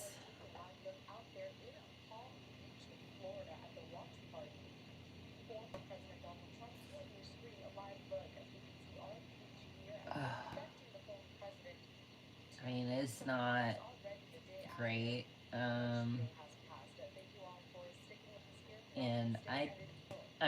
I feel sad. I feel anxious. I'm worried for all my trans brothers and sisters. all my LGBT crew, my d.i.d crew, because mental health is a big part of healthcare, and that is not something that he's for. I'm worried for all the women in the red states. I'm worried for the entire U.S. as far as abortion bans go, because that's what it sounds like he wants to do, is complete abortions across the U.S. He wants to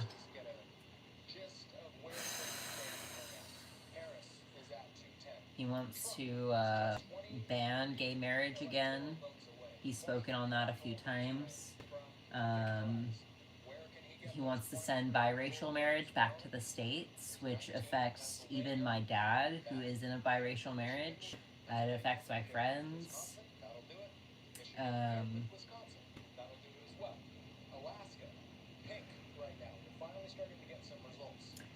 It's very real. It's very real fears. And the Trump supporters all like to make fun of us for worrying about those things, because all they want is the wars to end and the border to be closed.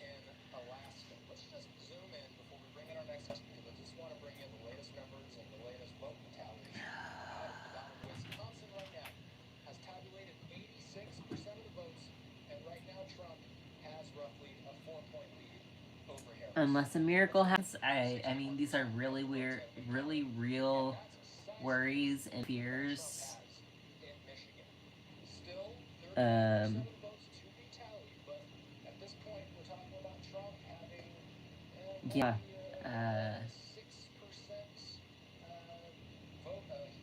Yeah.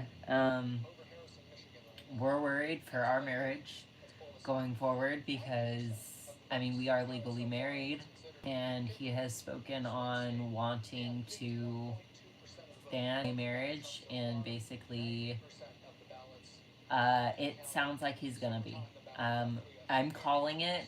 The officials are basically calling it. It hasn't been called officially yet. As far as PA goes, they've counted 90% of the votes. It's 51 Donald Trump, 47 Kamala. In Michigan, it's 52 to 45. Wisconsin, it's 51 to 47. Arizona is still a toss-up, but I mean, if he wins those 3 states that I just mentioned, it doesn't really matter. Nevada, he's 50 to 47, and Alaska, he's 55 to 39. He wants to take apart the U.S. education system. He wants to fire people that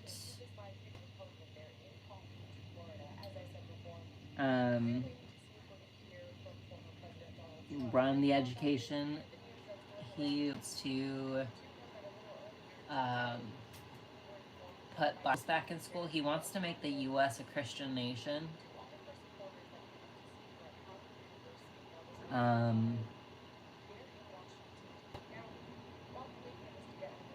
Yeah. It doesn't look good.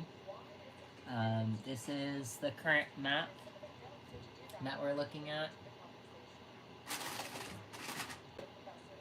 And Harris is not speaking tonight. They announced that she's not going to speak. Most likely because she was waiting for those top 3 states to come in, and she wanted to find the words to concede. I don't understand how that's happening. It's real. It's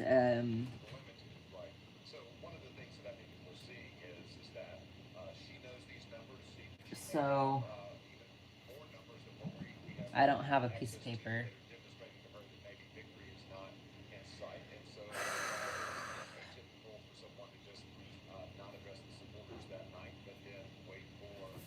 Yeah.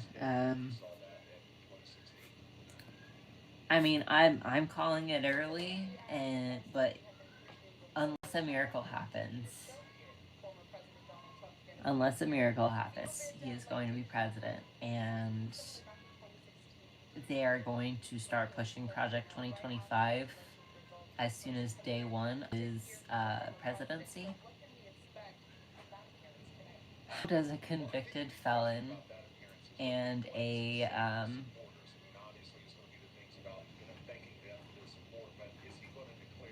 essay become president again? Again. Um, Too many of these officials on the news look happy. Too many of them look happy.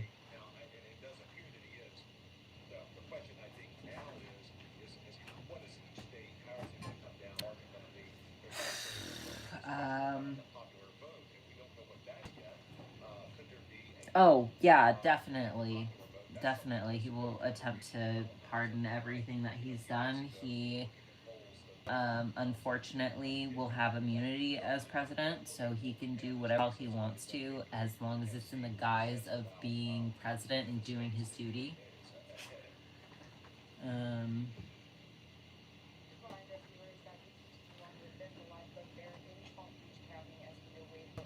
New Hampshire got called, so Harris is at 214. I mean, it's not going to matter. It's not going to matter because PA is going to go to him. And that basically puts him over the line.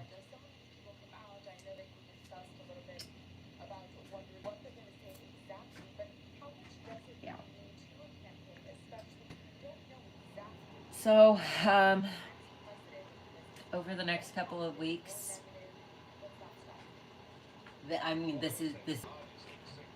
it's basically called. I know they haven't actually called it and the race isn't over yet, but it's basically called. He's gonna win PA. Hello. He's gonna win PA, and it's gonna be over.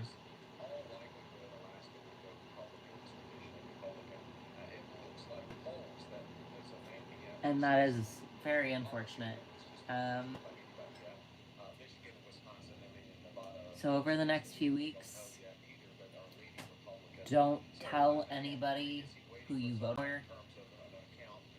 Don't, if you're gonna go out and someone asks you who you voted for, don't say anything to them. Say I'm not into politics.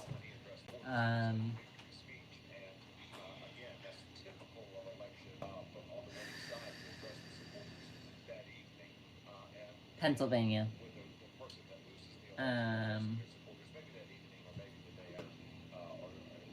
Yeah, so don't.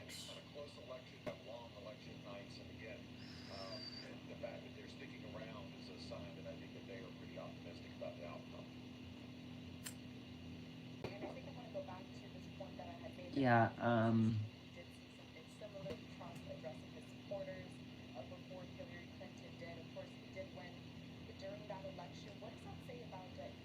I don't get it. But don't let anybody know who you voted for. If you're trans, try to hide it as much as possible. I feel terrible saying that, but especially if you're in state, it's just not safe.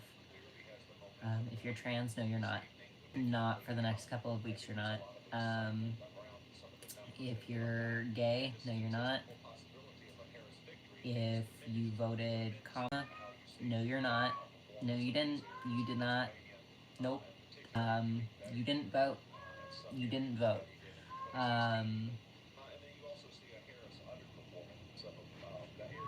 Hug everyone that you know.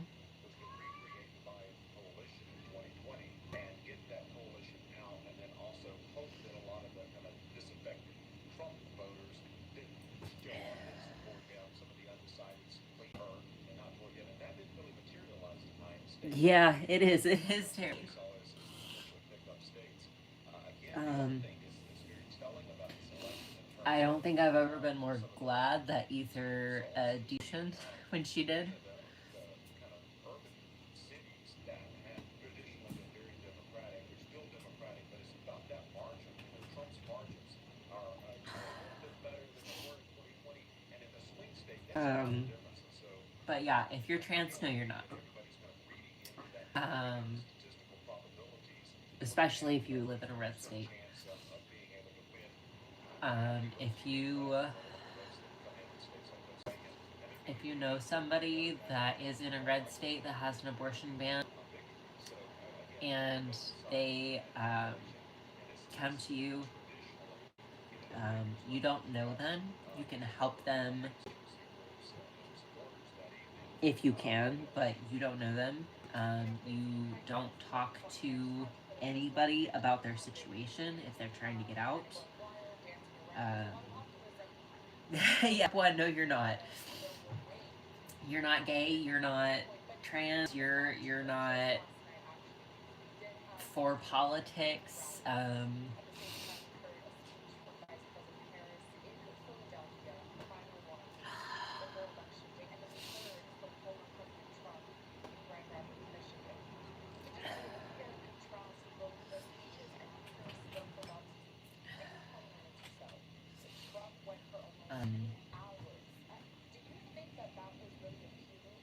Yes, Dave. I think Trump's supporters are very loyal, and I think that his base clearly has an affection. Because they're gonna be looking for people to target with the hate rhetoric.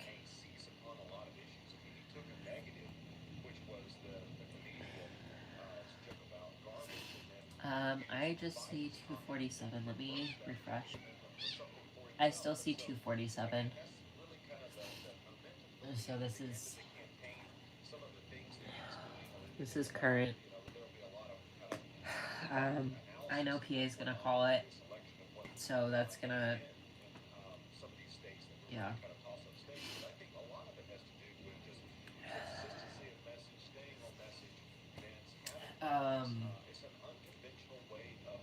But stay safe, because the rhetoric that Trump put out in his final weeks of campaigning. Did you poop on the bed? You did poop on the bed. Thanks for, I guess. Can we stop?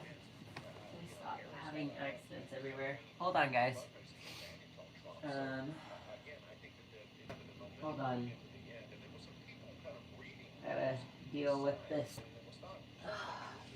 desecration of my bed. Something going on that we think that this may end in a Trump victory. And so I think that that's really one of those things that polls may not capture very well. Enthusiasm and just sort of the momentum of the campaign.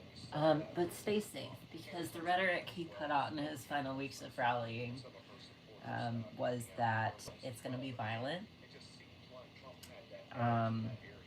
We don't like trans people.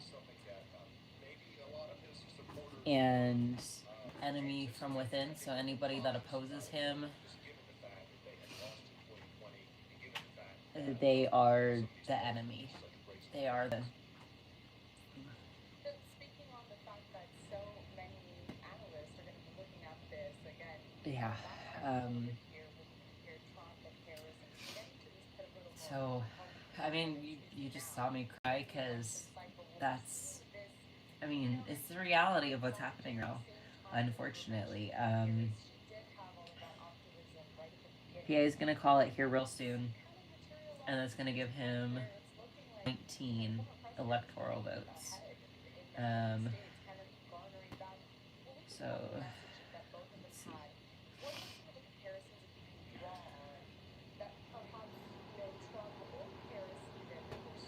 So that puts him at 266.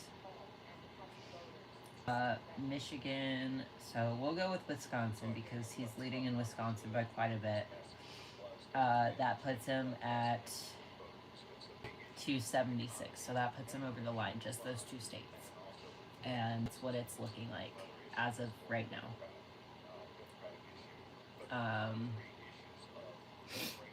So, you're not trans, you do not have d.i.d, you aren't gay, you are a straight, healthy person who doesn't believe in politics. You are, yeah, if you're gonna help somebody get out of a state, you do not talk to anybody about getting that person out of the state. Oh, guys, I'm cured. You don't talk to anybody about getting that person out of state. You don't talk to anybody about getting yourself out of a red state. You don't talk to anybody about anything like that.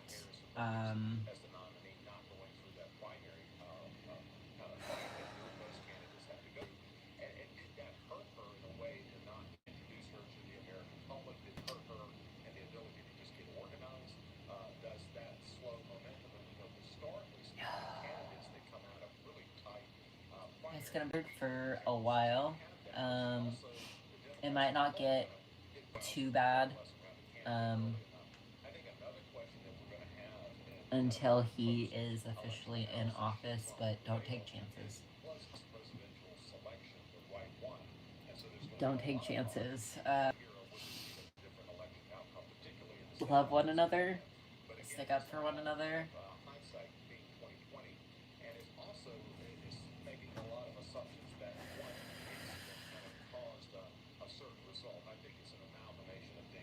I don't even know what else. I'm sure other people have safety tips around Trump getting elected. Some people predicted that Trump was going to get elected. They didn't want him to, but they predicted it.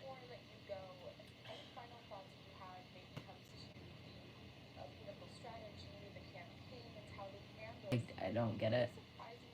I don't get it, but it is what it is, and we have to live with it.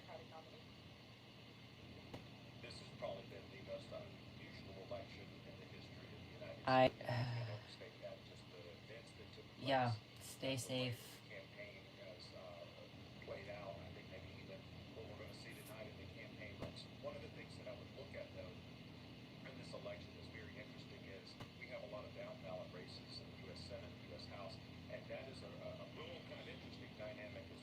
Yeah, they have to call PA soon. And I feel like they're gonna call Wisconsin. That's gonna be it. Those are the two states that he needs to win.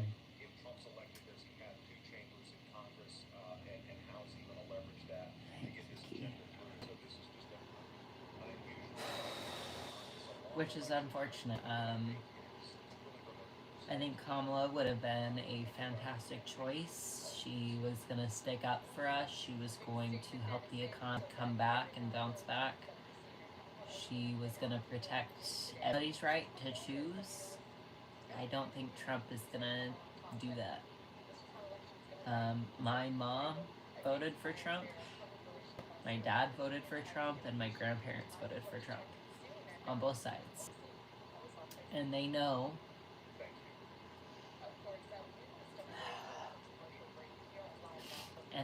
that we are gay. They know that we have d.i.d. They know. They don't think our marriage is in danger. But my mom also told me that she didn't think Roe versus Wade was going to be overturned. And she was wrong about that. She was wrong about Trump, misogynist, white supremacist, abuser, felon.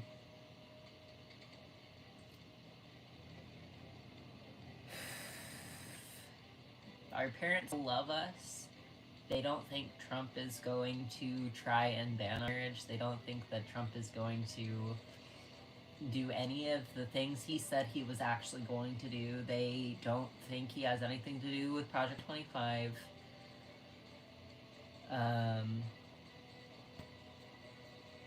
my dad is in a biracial marriage, and I know for a fact that's on the chopping block because they're already talking about it in states like Montana and Tennessee about it going back to the states. The Supreme Court is looking at doing a ruling, just like they did with Roe versus Wade. Um, so my dad's marriage is also going to be scrutinized, even though he doesn't think it's going to be. He is married to someone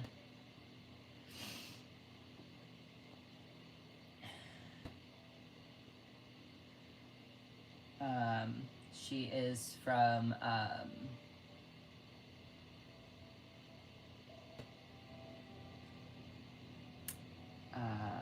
not Puerto Rico, the Philippines. She's from the Philippines. She immigrated here legally, but they are going to be heavily looking for immigration status after this. There's no doubt. Her mom is working on immigrating. And she is here in the US currently on a visa. And like, I don't understand how my family, who does all of these things, you know, like they support me, they support my brother who is non-binary, like, I don't understand how they can get us and say they love us while voting for someone who is planning openly to take our rights away.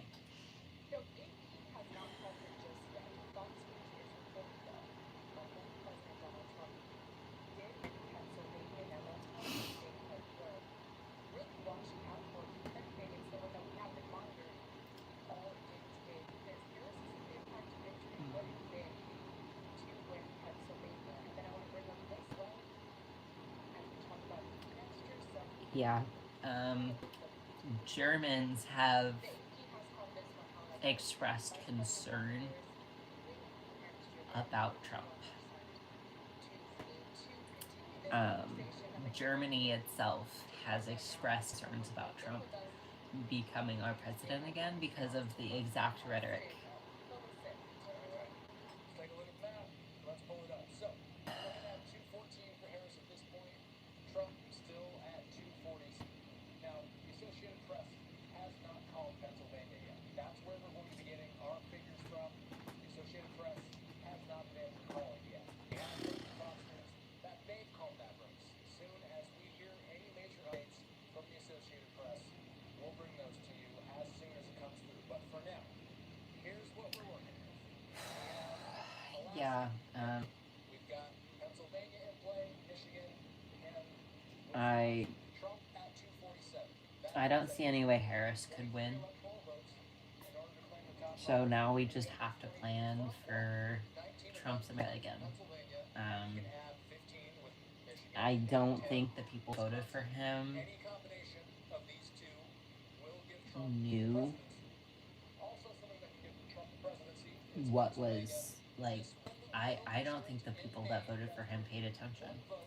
And if they did, they're only voting based on his border policy, which is BS. And he's going to create an awful economy with all the tariffs he's put on other countries. Because they don't pay the bill. We do. As a country, we pay the bill.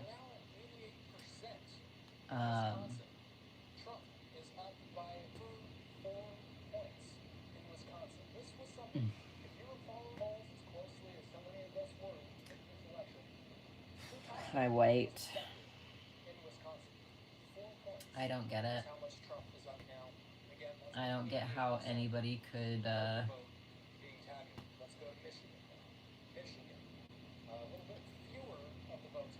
think about that. Like, there are plans for day one. He has said he will be a dictator on day one.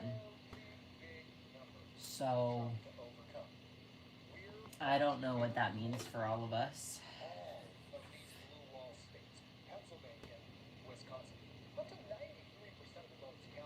I don't get it. At this point, Trump is up by 3 points on the nose. Ever since 1992, the blue wall, they have voted out of unit. Michigan, Wisconsin, Pennsylvania, they usually vote blue. 2016, all three of them flipped red. Right here, 2024, and now they're all leaning red. It's very possible that they could all vote as a unit again today. That's something that we'll have to wait for the Associated Press to call. In the meantime, there are two other battlegrounds of note. Arizona has... Alright, I'm gonna take a drink. And it is not alcohol. Doesn't look like alcohol, so it's not alcohol.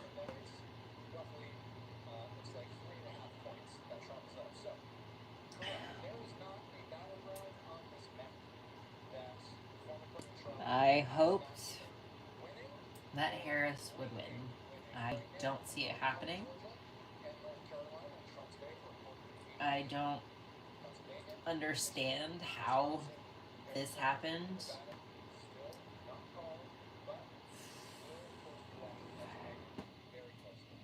They still haven't called it in PA. Behind you, and it is all red, my friend. It's quite surprising, but I guess no shortage of surprises during this election cycle. And let's continue this conversation now. I'd like to bring into the program Richard Gordon. He is a political analyst. Now, Richard, when you're looking at this breakdown that we're giving you here, the fact that Fox News has I am scared too, but Pennsylvania, again, I'm going to talk to Ether, and we are going to start streaming at least once a week, probably every Monday, at least for an hour. And we will try to come up with coping skills. I don't know how we're going to cope ourselves, but we're going to learn together. We're going to look up what therapists are saying. Maybe we'll try and find a therapist to interview specifically. We're going to talk about foster kittens. We're going to talk about our systems. We're going to talk about everything that we can to try and help you guys. Hopefully at the same time as us, because unfortunately this is the reality. He only needs 2 more states, and he's gonna. I mean, they're gonna call it here in the next 20 minutes or so. I guarantee you. And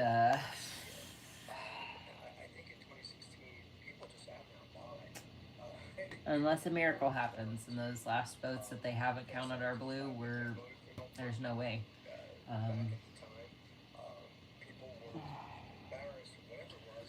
I was excited when Texas was projected blue earlier. Earlier today, Texas was projected blue. But I want to tell you guys that it's gonna be okay. We'll get through it together. If it's not okay, we'll get through it together. We're not gonna stop what we do. We might have taken about a year break with a few live streams here and there, but I want to live stream every week, once a week, probably on Mondays, to try and bring our community back together, hopefully get our views back up, to reach more people, to try and comfort more people.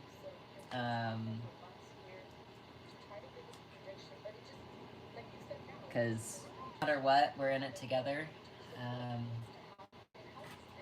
Our country is gonna look like shit for the next 4 years. I guarantee that. Our country is gonna look like shit.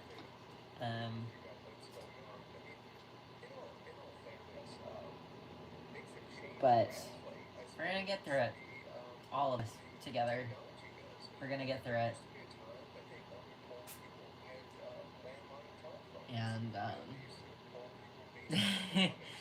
I'm glad we can make you feel better. We feel better when we talk to you guys. Even though this is a shitty day and we're not going to be happy about what's happening, concerned about what's going to happen. Again, if you're trans, no, you're not.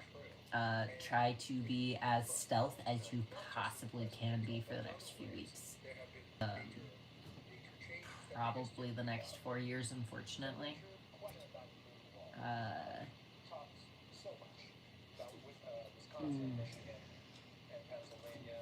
I don't get it. But, that ever since 1992, these three states have voted together. In 2016, they voted red. Every other time since 1992, they have voted blue. hopefully just the next 4 years. As long as he doesn't try to go for a third term like he seems to want to do, we'll be okay. And I fully believe we'll be okay. Probably not for a while. It's probably going to be a dumpster fire for the next 4 years.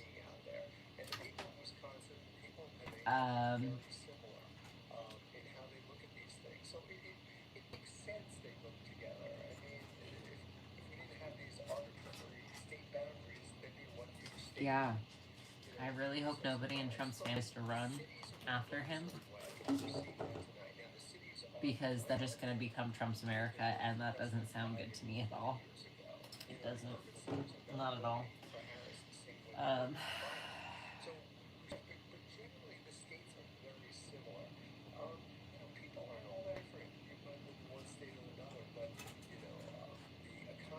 That sucks. That really sucks.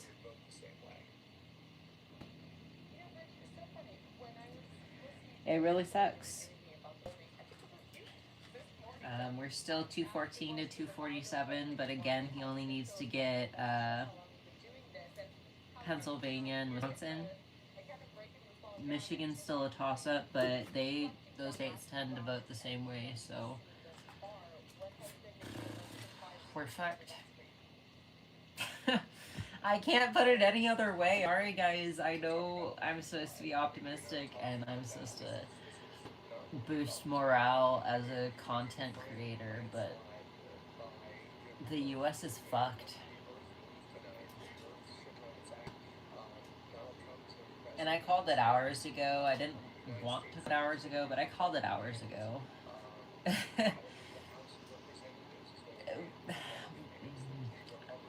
Yeah. I guess realistic is the way to put it. What is that? That's an old weed sticker.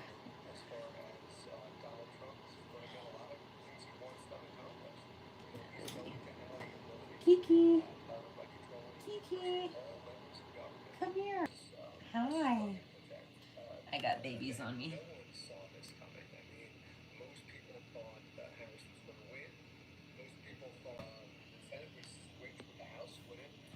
But, yeah, we're fucked.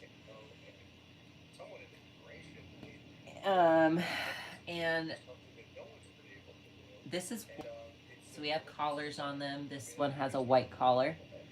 Her name is White. And this one, his name is Blue. And this crazy little girl, her name is Kiki. They are feline distemper survivors. They went through Distemper and they beat the odds. And I love them because they're just like all of us. We went through hell and we beat the odds.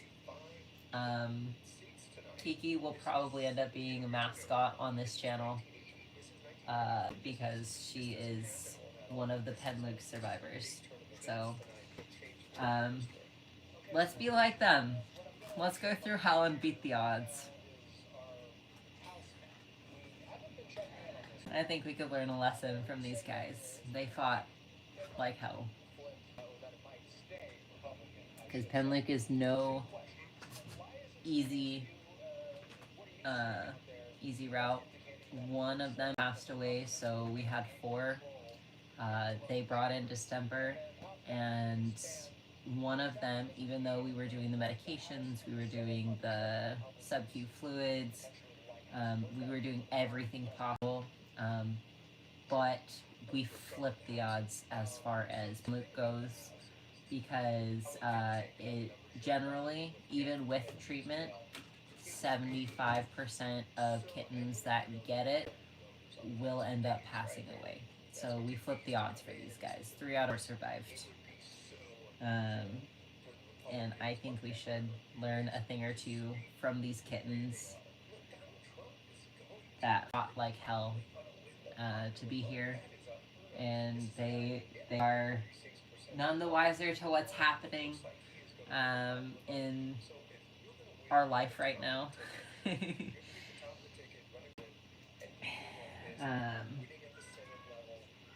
If any of you are in Oregon or want to travel to Oregon to adopt one of them, we are more than happy to do that. They are little tiny survivors, and they beat the odds.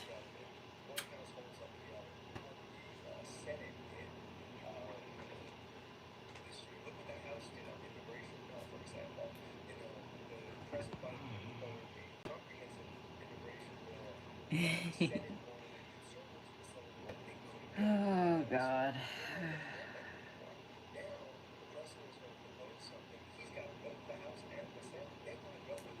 Yeah, it's gonna be red all the way through, President, House, and Senate.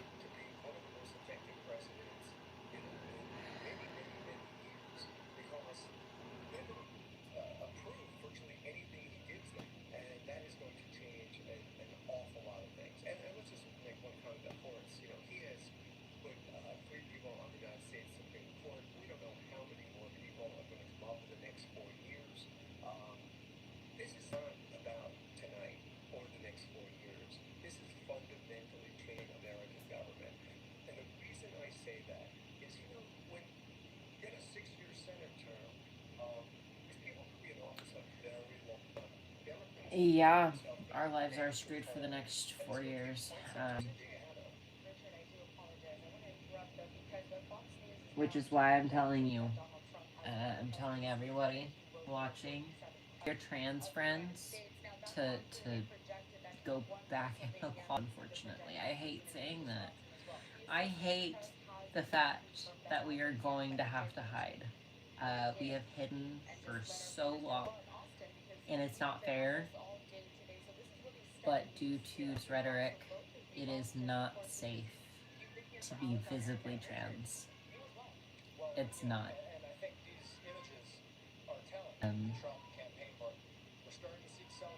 It's not safe for a lot of things. And really hope that people can keep him in check, but it sounds like the presidency, the House, and the Senate are all going to go to Trump. So Project 2025 will be well away, despite what Trump says about not knowing anything about it. He for sure does. I'm curious to see if he makes it through the end of his presidency because of his mental decline. I feel like the end goal is actually to get J.D. Vance into office.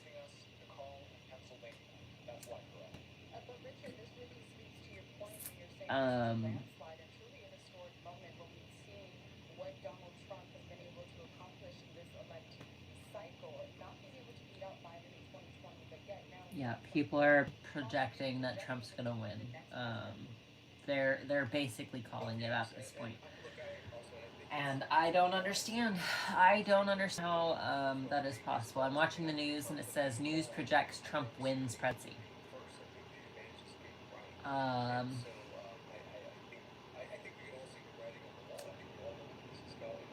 So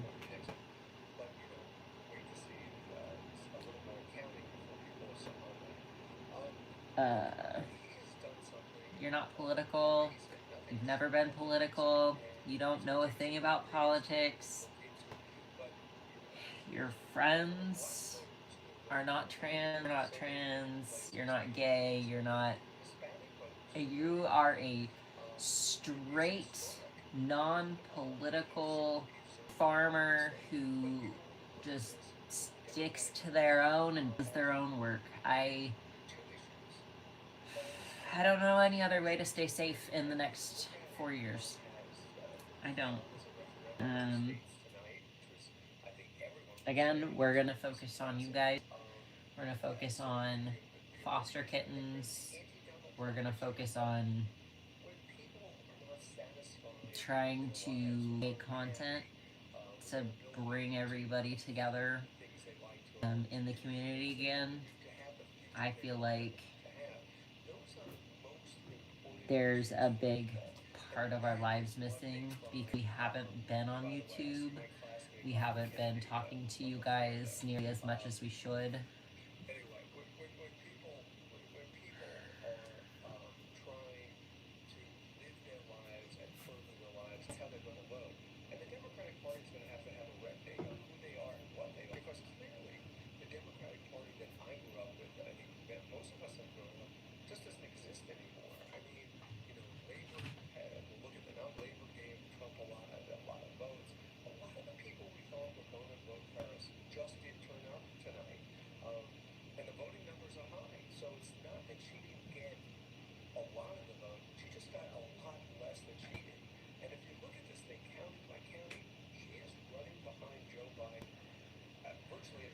They're doing well. They're on a newspaper run. We run newspapers 2.5 hours down into California every Tuesday. So they're on the paper run. We stayed home because we knew election results were going to come in tonight.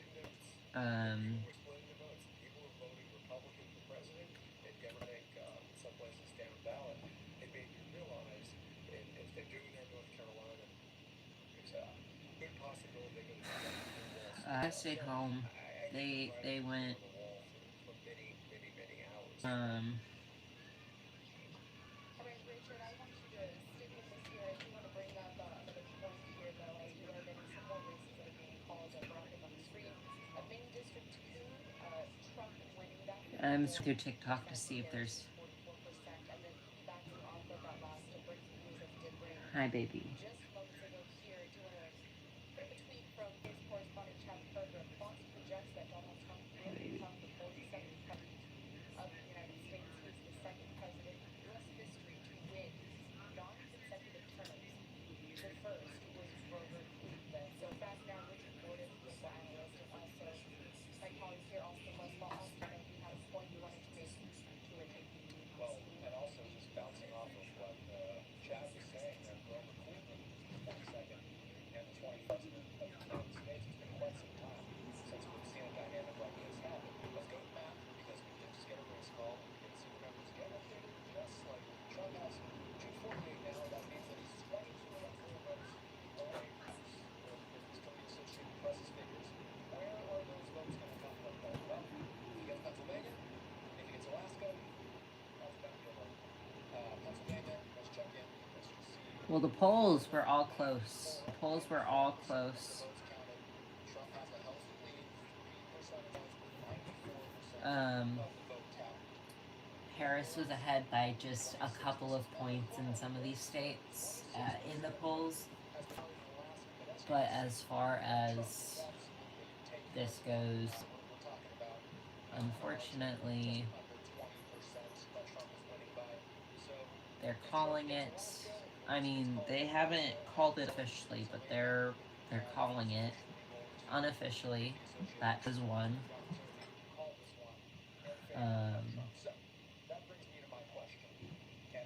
They're calling it unofficially. How do they move forward after a loss like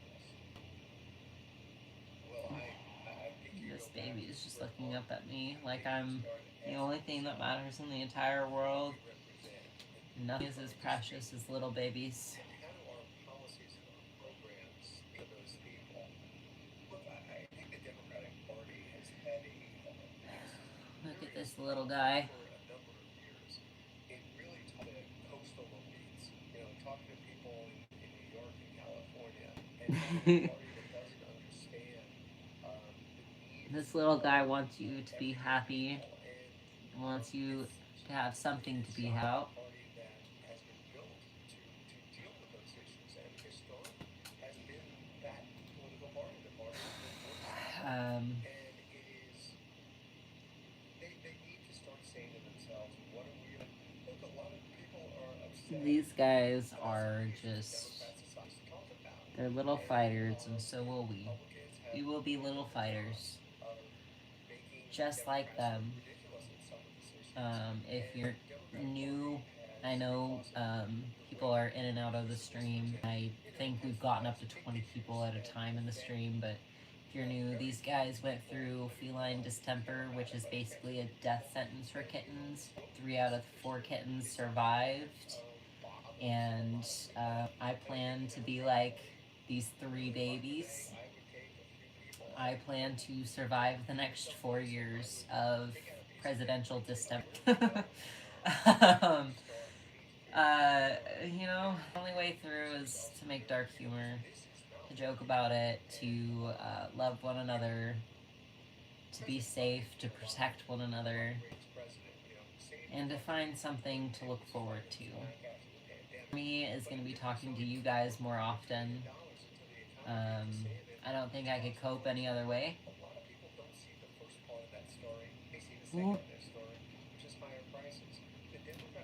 But at least I can go forward saying that I voted for Kamala Harris and I fought a good fight, and yeah, hopefully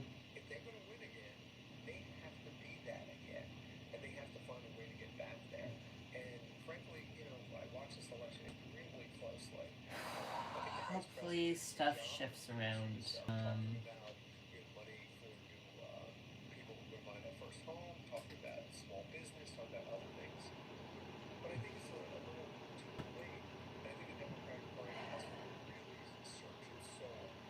I plan on being like these little kittens. No matter how tough it got for them, no matter how painful their infections were, they got through it and they survived.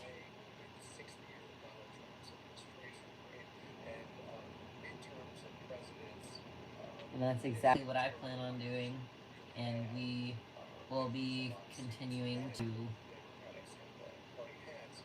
talk to you guys, and we're going to try and be present as much as possible. A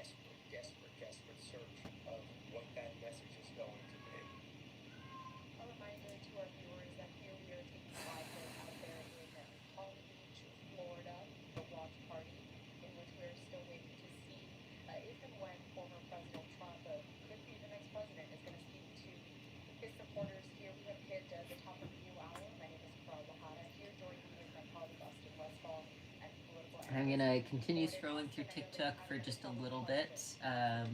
If you guys have questions or comments, please feel free to put them in chat, because I don't know what else to say right now. It doesn't look good. I am scared for the future. I'm scared for everything that's gonna happen. I'm scared for marriage. I'm scared for my dad's marriage. I'm scared for productive future. I'm scared for all of the women in the country.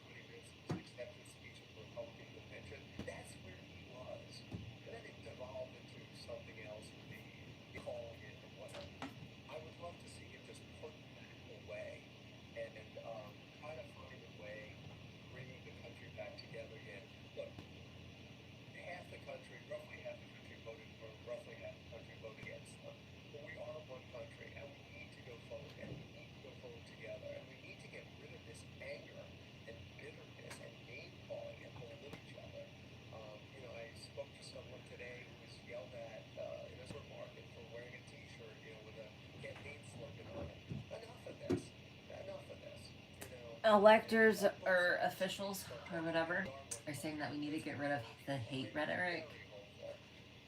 I don't know how that's possible when the hate rhetoric is going to be completely in charge of the government. It's not funny. I mean, this stuff just isn't funny. This isn't a game show. This isn't reality TV. We didn't just kick someone off the island. This is America. This is real. And Donald Trump has an opportunity today, still at this minute, to become the person the country needs, which is a unifier, a person who isn't bitter, isn't angry, isn't name calling, isn't voting. That's what he needs to be. That's what I'd like to see him do in the speech. And if he does that, if he's to that, and if that's what his administration is about, he will be enormously successful. He has a mandate now. He's going to have control of the levers of government. He can do virtually anything he wants to do. And I hope and pray that it does it for the good of the American people. And he really does it for all the American people. Not just the people who voted for him, not just people who probably disagree with me, but people who voted for him. But we want the same thing. We all want the same thing. Better life for ourselves, for our family, better life for our country. Donald Trump can do that. Has to start now, and he can't do things he's done in the past. I think we saw him do it at the convention. I'd like to see him start that right now. Richard, I do want to ask you one more question before I let you go here. You've been speaking a lot on the former president or Trump after Fox News is projecting that he Yeah, will win this is the scenario. cycle. But let's educate us on the We narrative have here. Before I let you go here, can you pinpoint perhaps a moment during her campaign season here in which maybe she fell off to the point where she just couldn't win those votes that she needed? Yeah, I actually think there is a moment, frankly. I think it was the moment she was on The View and on, and they asked her the question of what would you do differently than President Biden, and she said, I can't do anything. Historically, that just doesn't work. If you look at, Austin, you were talking about American history before. I mean, there's a lot of parallels between each of the two. Grover Cleveland today, it's also an economic situation back then, and it's similar now. But if you look at this historically, only 4 sitting vice presidents have an elected president of the United States, and it's Adams, Jefferson, Martin Van Buren in 1836, and George H.W. Bush. Those are the 4. Vice presidents don't get elected president, and the reason they don't is because they're too tied to the boss, to the president. You need to bring the president. You need to say dramatically, hey, great guy, I served him, I have a lot of respect. But when I was in the office talking to him, he decided to go this way. Now I'm the vice president. Thank you guys for tuning in. Sorry that I'm quiet right now. I am dealing with some big feelings. Seriously, she should have done that on immigration from day one. I am, I pick an issue, immigration would be the one I would pick. yeah, I'm dealing with big feelings about all of this. Immigration going forward. And I think for a lot of people, when she was asked that question and couldn't come to anything, I think it's a problem. I think it was a major issue, and that's why vice presidents don't win the presidency. It's very hard. 4 in 250 years, and 3 of them were our first 8 presidents. It just doesn't happen. And so, in order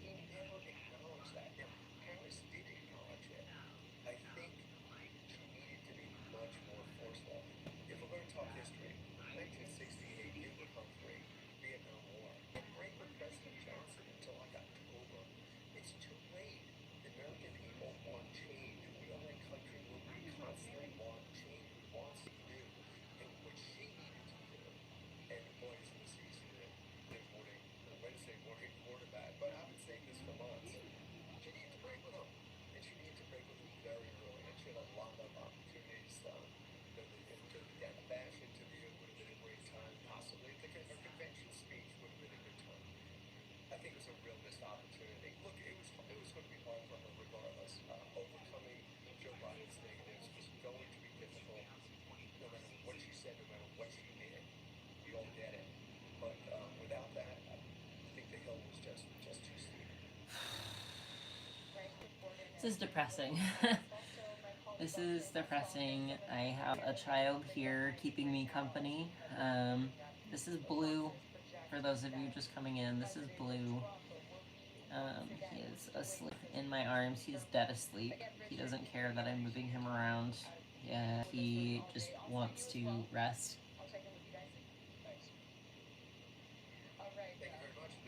I don't know how to feel about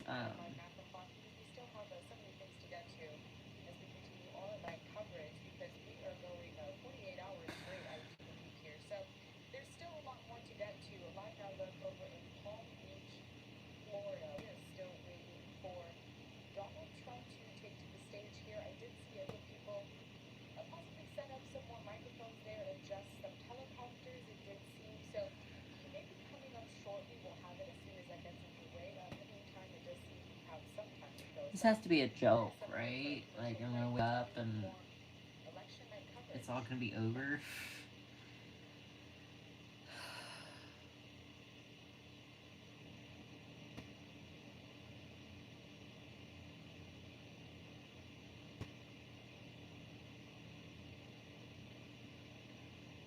I don't understand how hate won.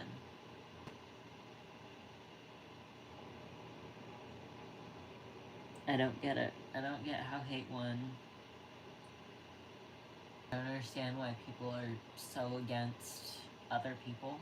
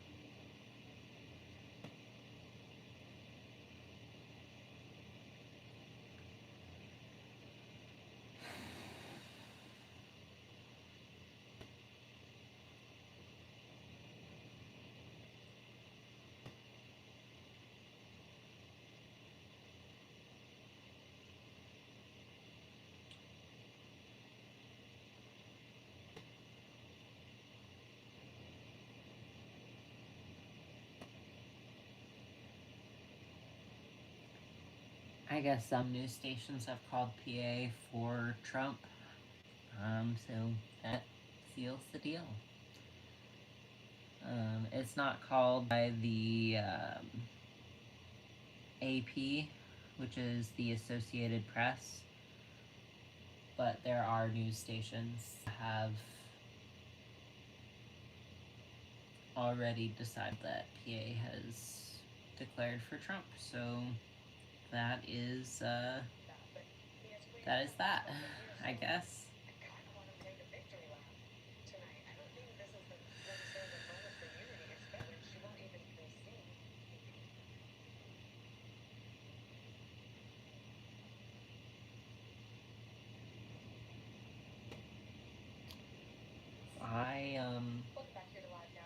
I think that Trump's hate rhetoric allows assholes to be assholes, and they want to continue being assholes regardless of if it hurts other people, regardless of what Trump actually means for the US. I think assholes just want to be assholes, and he's giving them permission to be. Unfortunately,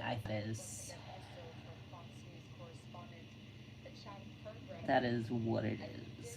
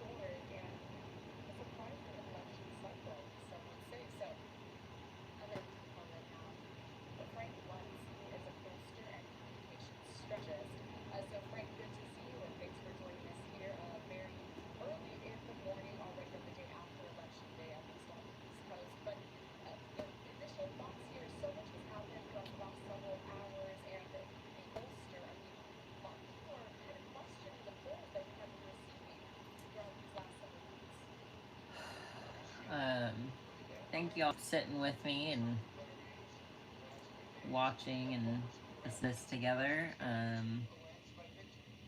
it wasn't correct. Think how much time was spent on that Des Moines Register survey. How much column inches in newspapers, how much time on cable news tracks, and it was dead wrong. It was off by well beyond the margin of error.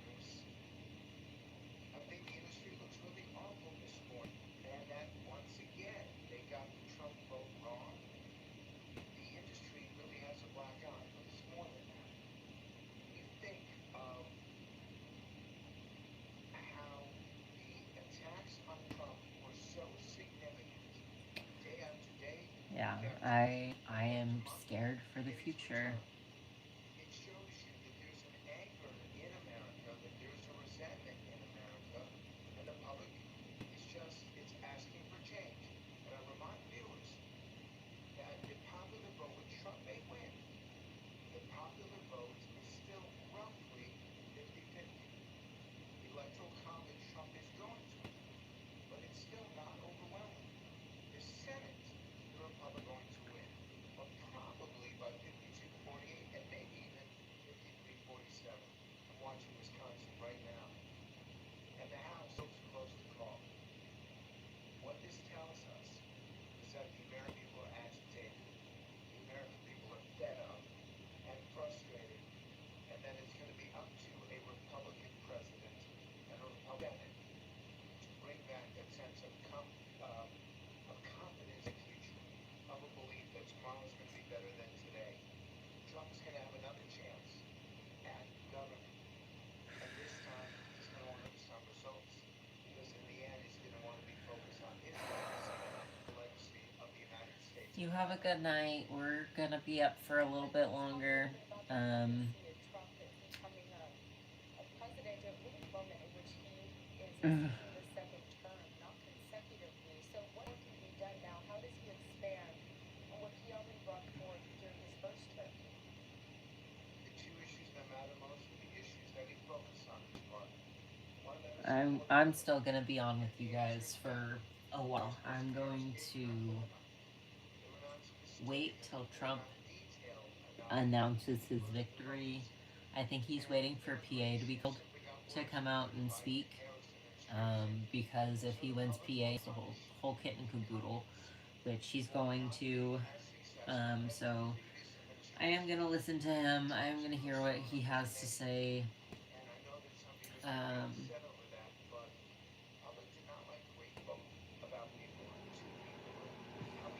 I don't know that we're gonna sleep very well tonight.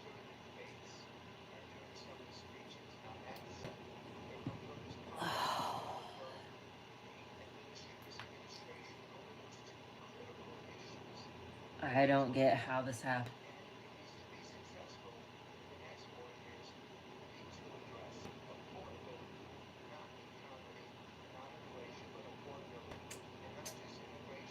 Hey, baby. Hey, baby.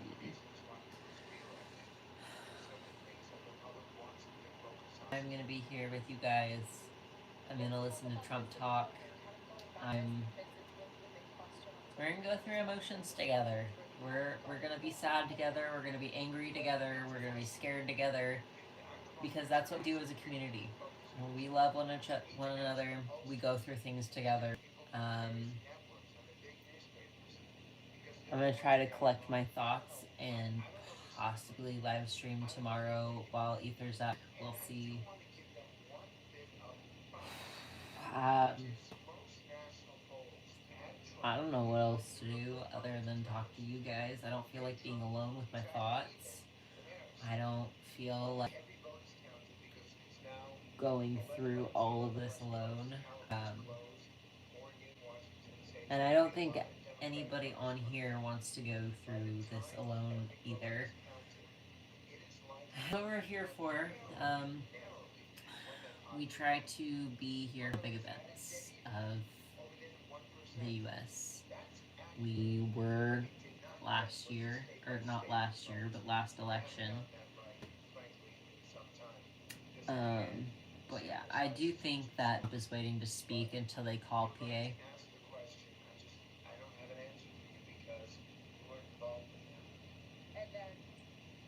sure a lot of people, even if they were involved in it, are almost asking themselves that very same question, kind of looking back throughout this entire trajectory, thinking, where did we get it wrong when it comes to these samples that they try to take from the American public, just these reports out there, try to project these winners heading up to election day. I just want to remind viewers that this is a vantage point that we do have out there in Palm Beach, waiting for the former president, a possible soon-to-be president there to speak to his supporters. And also a reminder to our viewers that Fox News does project that Trump will win, that he will become the 47th president. We are still, however, here waiting to confirm with affirmity with the Associated Press. Now, Thank you.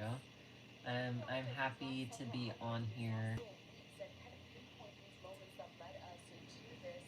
I'm happy to be going through it with you guys.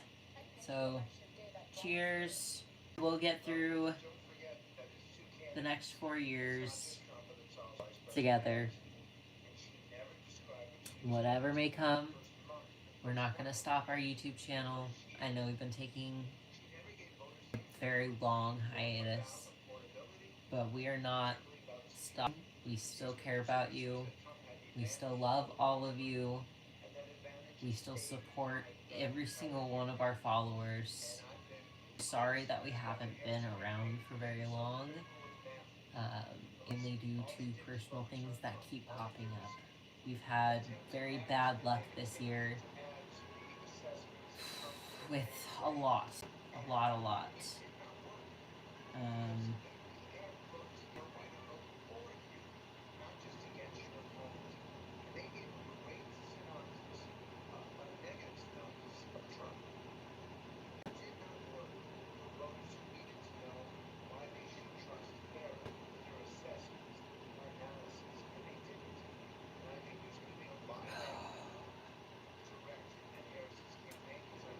But that's what we do.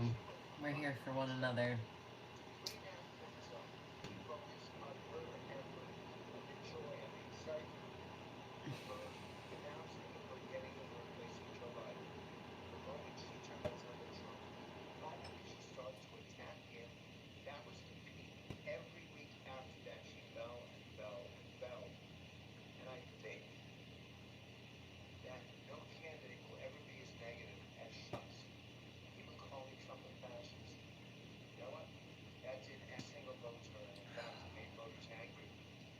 I hate listening to the news.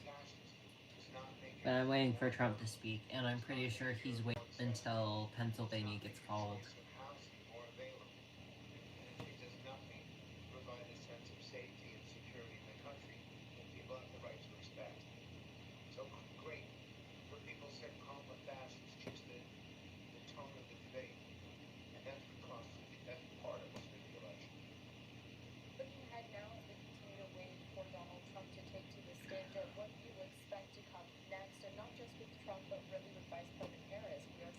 People are trying to say that Democrats are gonna riot. I don't think Democrats are gonna riot.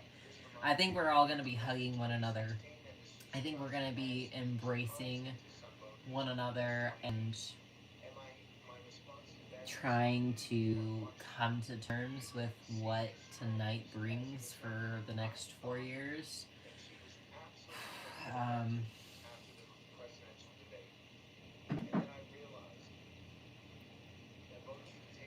Yeah, exactly. Someone in my town said, I'm sure we'll see riots like never before, locked and loaded and ready.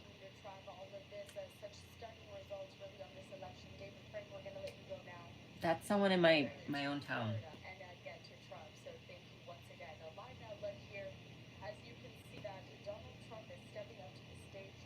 I see it. I'm watching.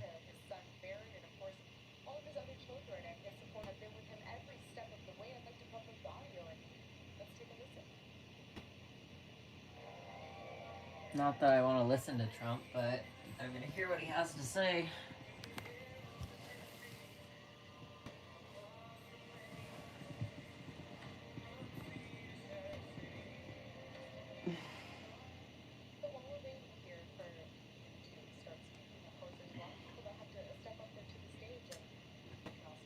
Yep, Ohio Senator I called it.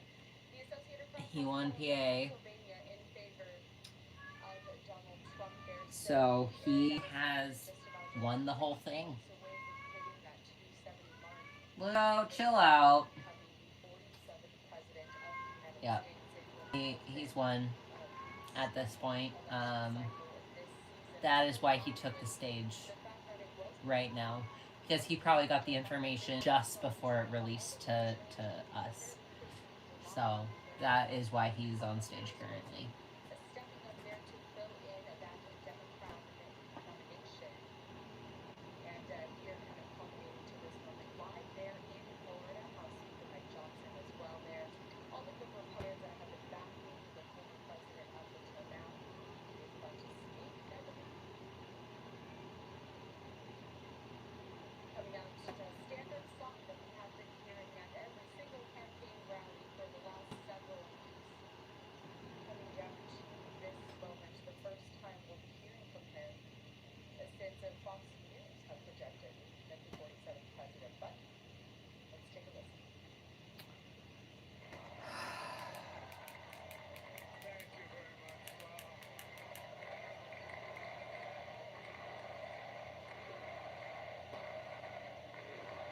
Well, I want to thank you all very much. This is great. These are our friends. We have thousands of friends in this incredible movement. This was a movement like nobody's ever before. And frankly, this was, I believe, the greatest political movement of all time. There's never been anything like this in this country, and maybe beyond. And now it's going to reach a new level of importance because we're going to help our country heal. We're going to help our country heal. We have a country that needs help, and it needs help very badly. We're going to fix our borders. We're going to fix everything about our country. And we made history for a reason tonight, and the reason is going to be just that. We overcame obstacles that nobody thought possible, and it is now clear that we've achieved the most incredible political thing. Look what happened. Is this crazy?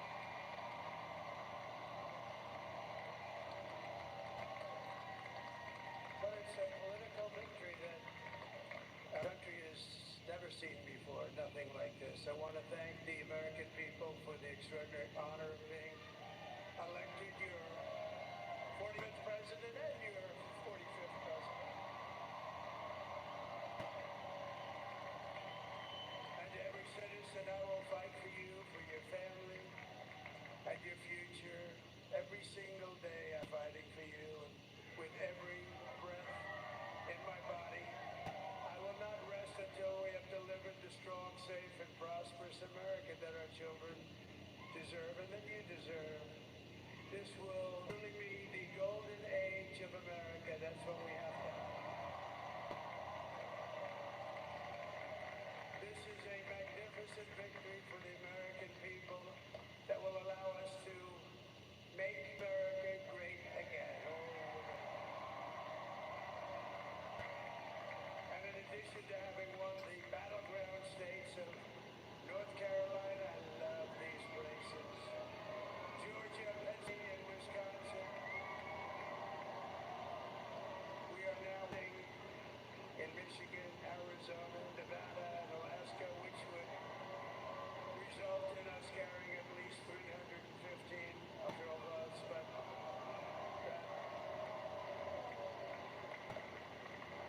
it's much easier doing what the networks did or whoever called it, because there was no other path. There was no other path to victory. We also have won the popular vote. That was great. That was incredible.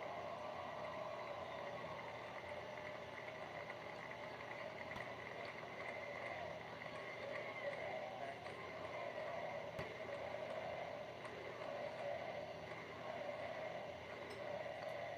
Thank you very much. Winning the popular vote was nice, very nice, I will tell you.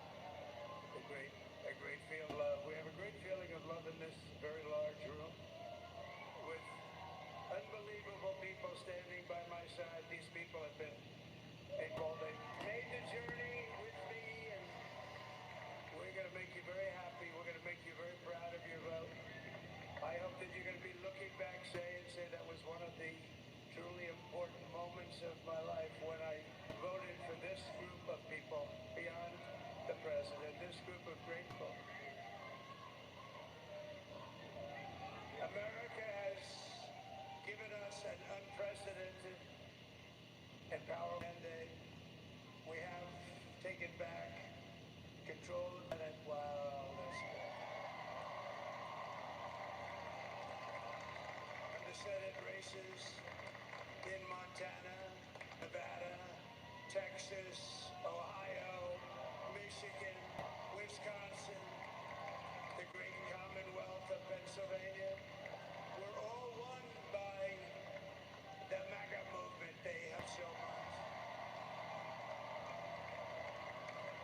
In those cases, every one of them, we worked with the senators. They were tough races, and I mean, the number of victories in the Senate was absolutely full. And we did tele-rallies. We did tele-rallies with each one of them, and sometimes we did 2 or 3 for, and it was amazing to look at all of those victories. Nobody expected that, nobody.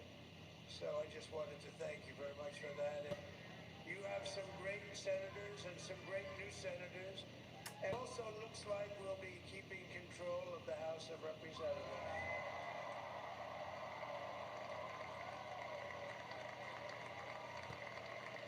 And I want to thank Mike Johnson. I think he's doing a terrific job. Terrific job. I want to also thank my beautiful wife, Melania, First Lady.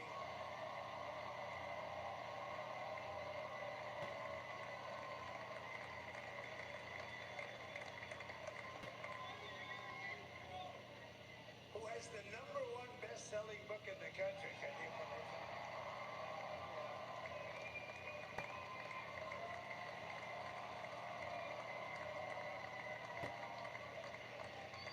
Oh, no, she's done a great job. Works very hard. Works very hard to help people.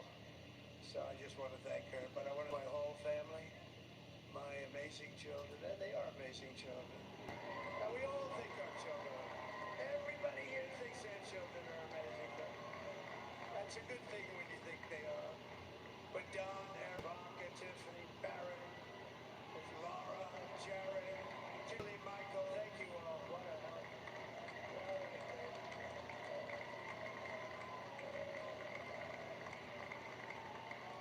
My father-in-law, Victor, is tremendous, and we miss very much Maria's mother, Amalia. We miss Amalia that way, huh? She would be very happy right now, standing on this stage. She'd be so proud. She was a great woman, that one. Beautiful inside and out. She was a great woman. I want to be the first to I'm listening to Trump. I'm not ignoring you guys. Great, now I can say Vice President-elect of the United States.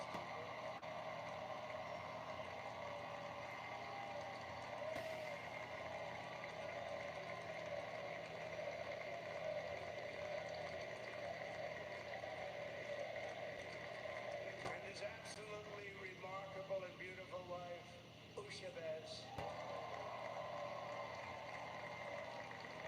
And he is a feisty guy, isn't he?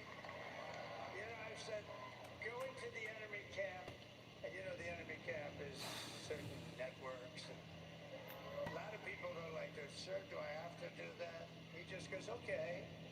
Which one? CNN, MSDNC? He'll say, all right, thank you very much. He actually looks like, he's like the only guy I've ever seen. He really looks forward to it and just goes and absolutely obliterates them. Say a couple of words here.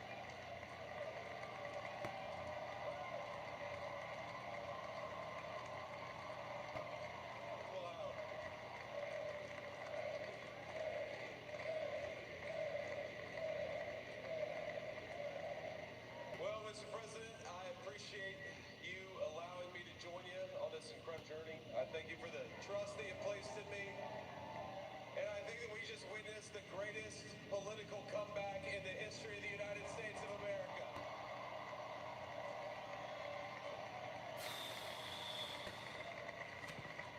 And under President Trump's leadership, we're never going to stop fighting for you, for your dreams, for the future of your children, and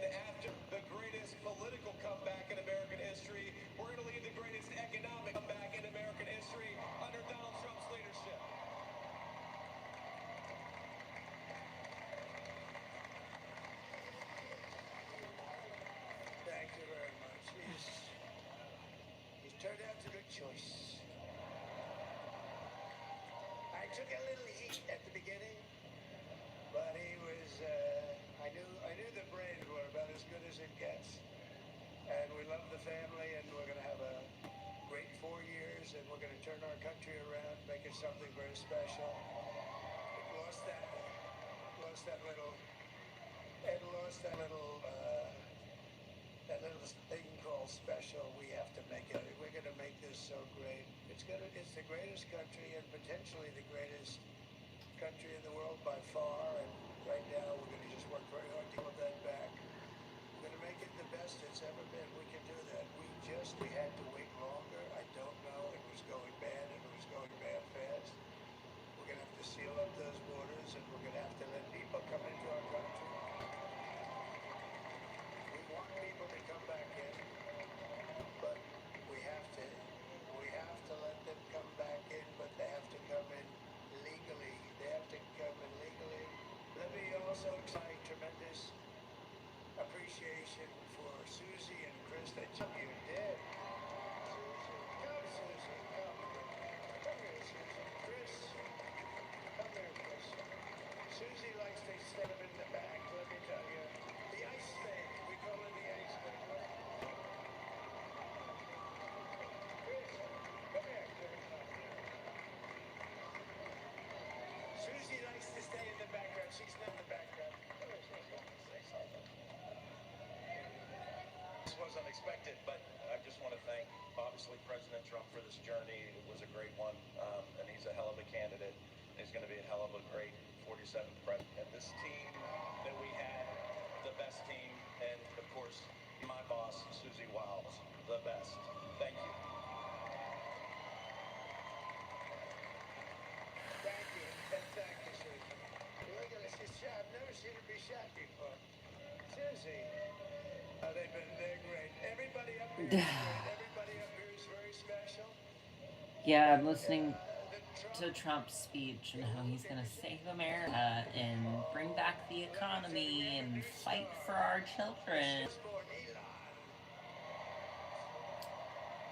And how Elon Musk, even though he is in the country legally, is a fantastic person who is going to help.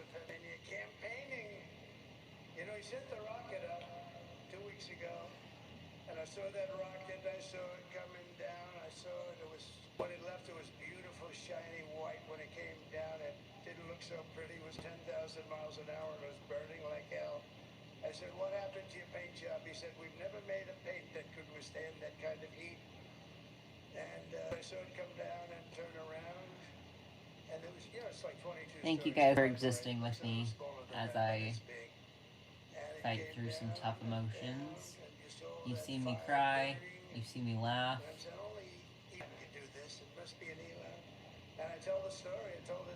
It's over. It's over. He's gonna get Wisconsin. That's it. I mean, they haven't called it yet, but we've laughed, we've cried, loved one another. And now it looks like I was going to be maybe president again, so I figured I could ask him to hold. So I asked him to hold, especially because you're going to be president again, they hold. So I took the phone down, and I'm looking at the screen. I'm seeing this crazy thing that's going around and coming down. It looks like it's going to crash into the gantry. And I said, oh no. And I said, do me a phone holding for a couple of minutes. I want to see this. I thought it was a space age movie or something. I put the phone down, but I didn't pick it up for 45 minutes, and he was holding. But this spaceship came down, and I saw those engines firing, and it looked like it was over. It was going to smash, and then I saw fire pour out from the left side, and it put it straight, and it came down so gently, and then it wrapped those arms around it, and it held it, and just like you hold your baby at night, your little baby. And it was a beautiful thing to see, and I called Elon. I said, Elon, was that you? He said, yes, it was. I said, who else can do that? Can Russia? No. Can China do it? No. Can the United States do it other than you? No. Nobody can do that. I said, that's why I love you, Elon. That's great. And you know, when we had the tragic hurricane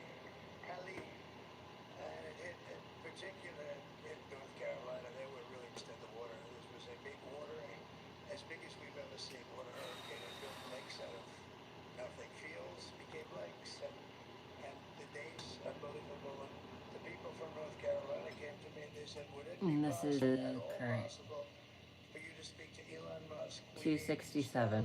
He's gonna win I it. said, what's Starlink? It doesn't It's matter. communications. I called Elon, and I'll tell you what, Nothing matters because he's gonna win Alaska, and that just gets him the vote. He's gonna win Wisconsin, that gets him Michigan, Nevada, like Minnesota doesn't matter.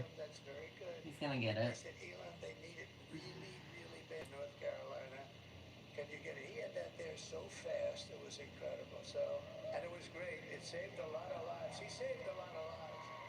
He's a character. He's a special guy. He's a super genius. We have to protect our geniuses. Not that many of them. We have to protect our super geniuses. I want to thank somebody. We have up here today the U.S. Open champion. He's fantastic. Albert, slightly longer than me. It's a ball, a little bit longer than me. We've been sad together, angry together. Now we're tired together. We're scared together. He's hitting balls. Oh, he's on the way. He's hitting balls. Bryson. Oh, look at him. I am He's scrolling. got a great career going. Great U.S. Open, Bryson. That's a fantastic job. Also have a man, Dana White, who has done some job. He's a tough guy.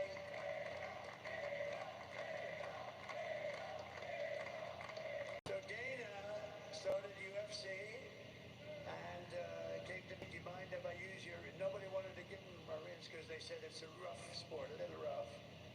And I helped him out a little bit, and I went, and he said, the roughest sport I've ever seen, but I began to like it, and he loved it, and nobody's done a better job in sports. And you know, he's a very motivational kind of a guy, what he does. He gets these fighters, and they reel at it. It's become one of the most successful sports enterprises anywhere and anytime, doing so well. I'd like to ask Dana just to say a couple of words. Yeah. People love to hear from him. And no one in his previous cabinet supported him. They said that he's fascist and he's gonna run the country into the ground. This is what happens when the machine comes after you. What you've seen over the last several years. But oh, the election's only rigged when he loses. But guess what? There's not going to be a January 6th this year because Democrats aren't violent.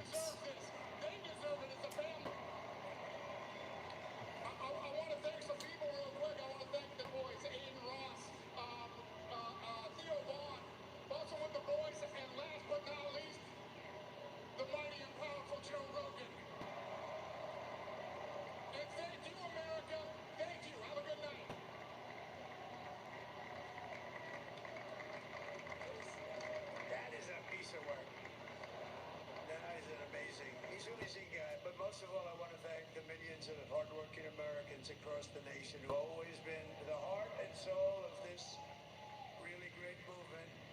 We've been through so much together, and today you showed up in record time to deliver a victory.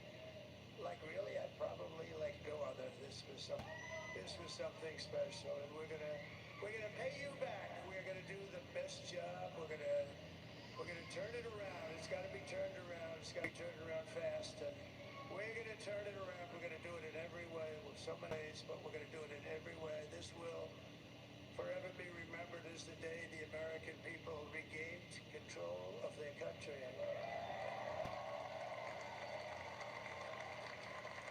So I just want to say, on behalf of this great group of people, these are hard-working people. These are fantastic people, and we can add a few names like Robert F. Kennedy Jr. And he's going to help make America healthy again.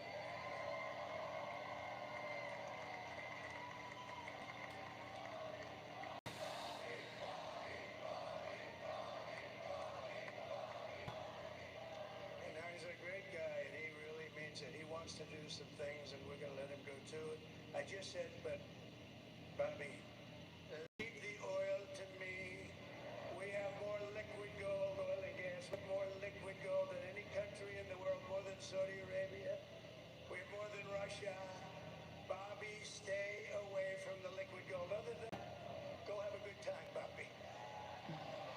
We're going to be paying down debt. We're going to be reducing taxes. We can do things that nobody else can do. Nobody else is going to be able to do it. China doesn't have what we have. Nobody has what we have. But we have the greatest people also. Maybe that's the most important thing. This campaign has been so historic in so many ways. We've built the biggest, the broadest, the most unified coalition. They've never seen anything like it in all of American history. Well, they start fracking in America. Women, rural and urban. We're gonna turn into a fracking central. I mean, I was looking at it, I was watching it, they had some great analysis of the people that voted for us. Nobody's ever seen anything like that. They came from all corners, union, non-union, African American, Hispanic American, Asian American, Arab American, Muslim American. We had everybody, and it was beautiful. It was a historic realignment, uniting citizens of all backgrounds around a common core of common sense. You know, we're the party of common sense. We want to have borders. We want to have security. We want to have things be good, safe. We want great education. We want a strong and powerful military, and ideally we don't have to use it. You know, we had no wars. 4 years we had no wars, except we defeated ISIS. Defeated ISIS in record time, but we had no wars. They said, he will start a war. I'm not going to start a war. I'm going to stop wars. But this is also a massive victory for democracy and for freedom. Together we unlock America's glorious destiny, and we're going to achieve the most incredible future for our people. Yesterday, as I stood at my last stop on the campaign trail, I'll never be doing a rally again. Can you believe it? I think we've done 900 rallies approximately from the, can you imagine? 900 and something, a lot of rallies. And it was sad. Everybody had, many people, I said, this is our last rally. But now we're going on to something that's far more important, because the rallies were used for us to be put in this position where we can really help our country. That's what we're going to do. We're going to make our country better than it ever has been. And I said that many people have told me that God spared my life for a reason.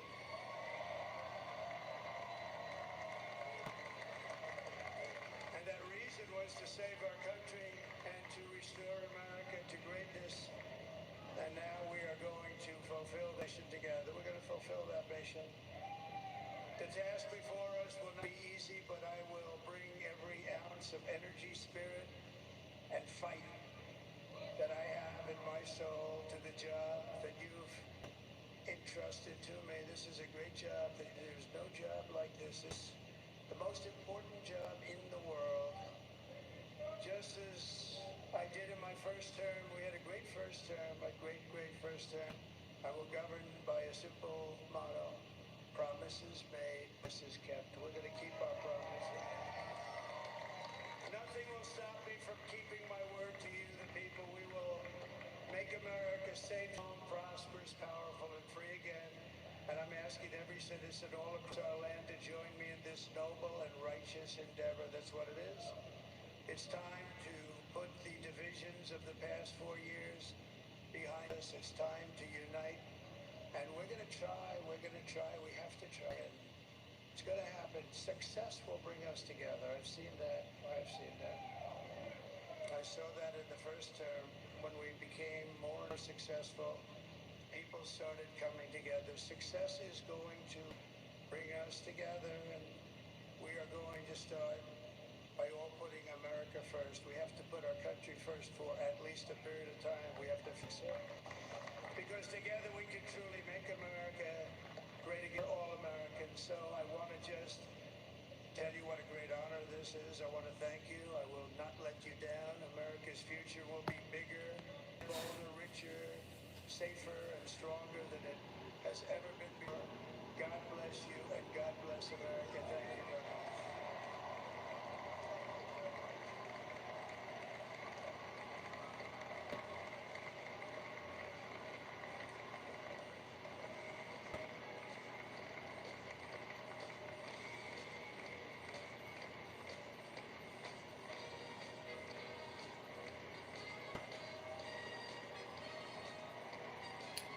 I know Carmel, Minnesota. There's Trump speaking to his supporters in West Palm Beach, Florida, addressing quite a large crowd there that has been waiting for quite some time. she's not getting anywhere else though. So many of his family members, his wife. I know, he plays song at every rally and I don't understand it. I'm gonna turn the news off though. I don't need to hear that anymore. I heard him talk. I don't.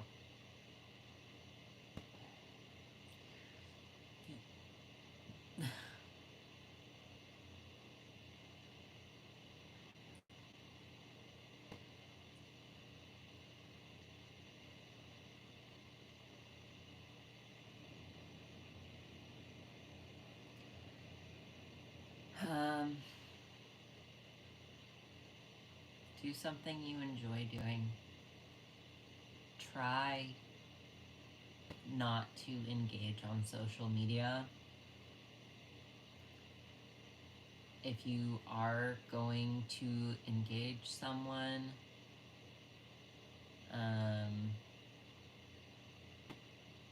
mean, they've already called it, as far as him winning, because he is ahead in the polls in Michigan and Wisconsin.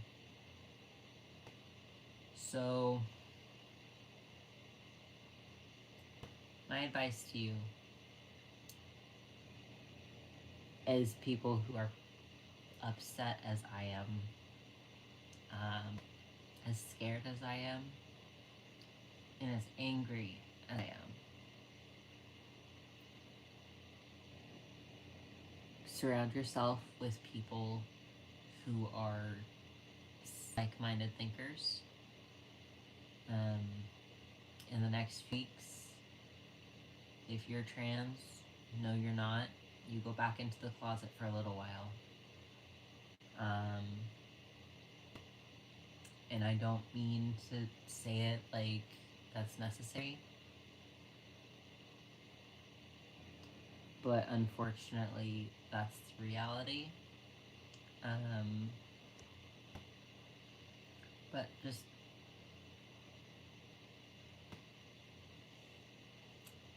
if you're visibly trans,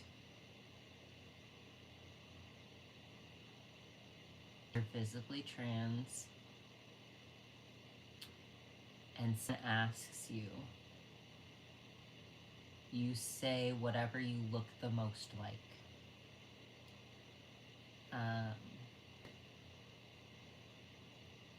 Unless you live in a blue area who is still going to be accepting, who is still going to be loving towards you,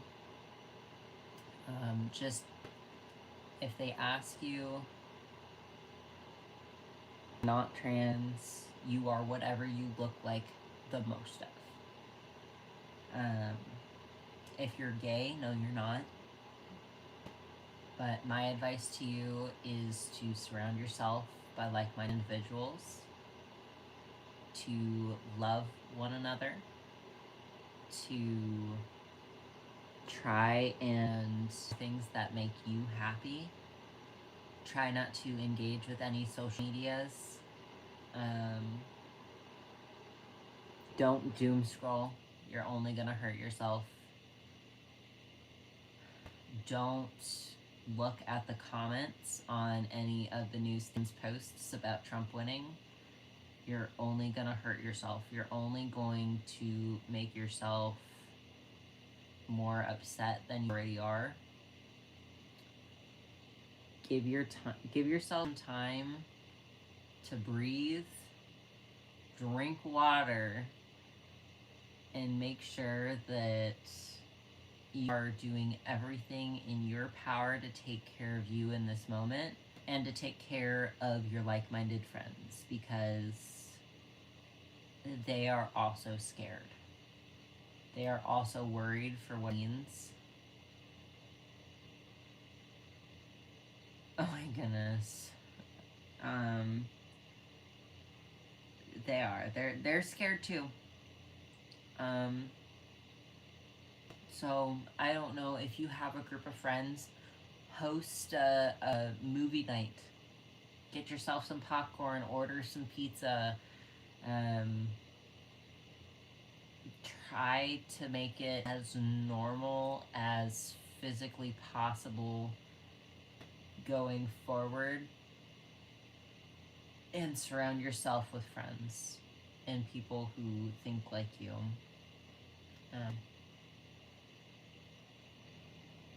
It's not going to be easy. I don't think anybody's going to be happy. And it's going to be pretty scary. But we can go forward by loving one another and just spreading love. Don't interact with the hate. Don't interact with the liberal tears, ha ha ha, you know? They're trying to rub it in our face, and that's not how anybody should behave.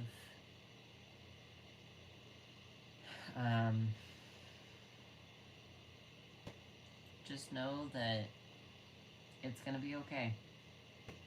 We're gonna get through it together.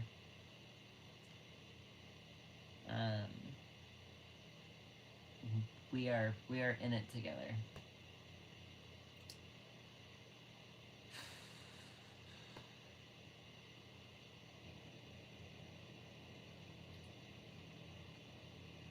I need to collect my thoughts and feelings and emotions, and I will attempt to live stream again tomorrow. If I don't, we will see you next week.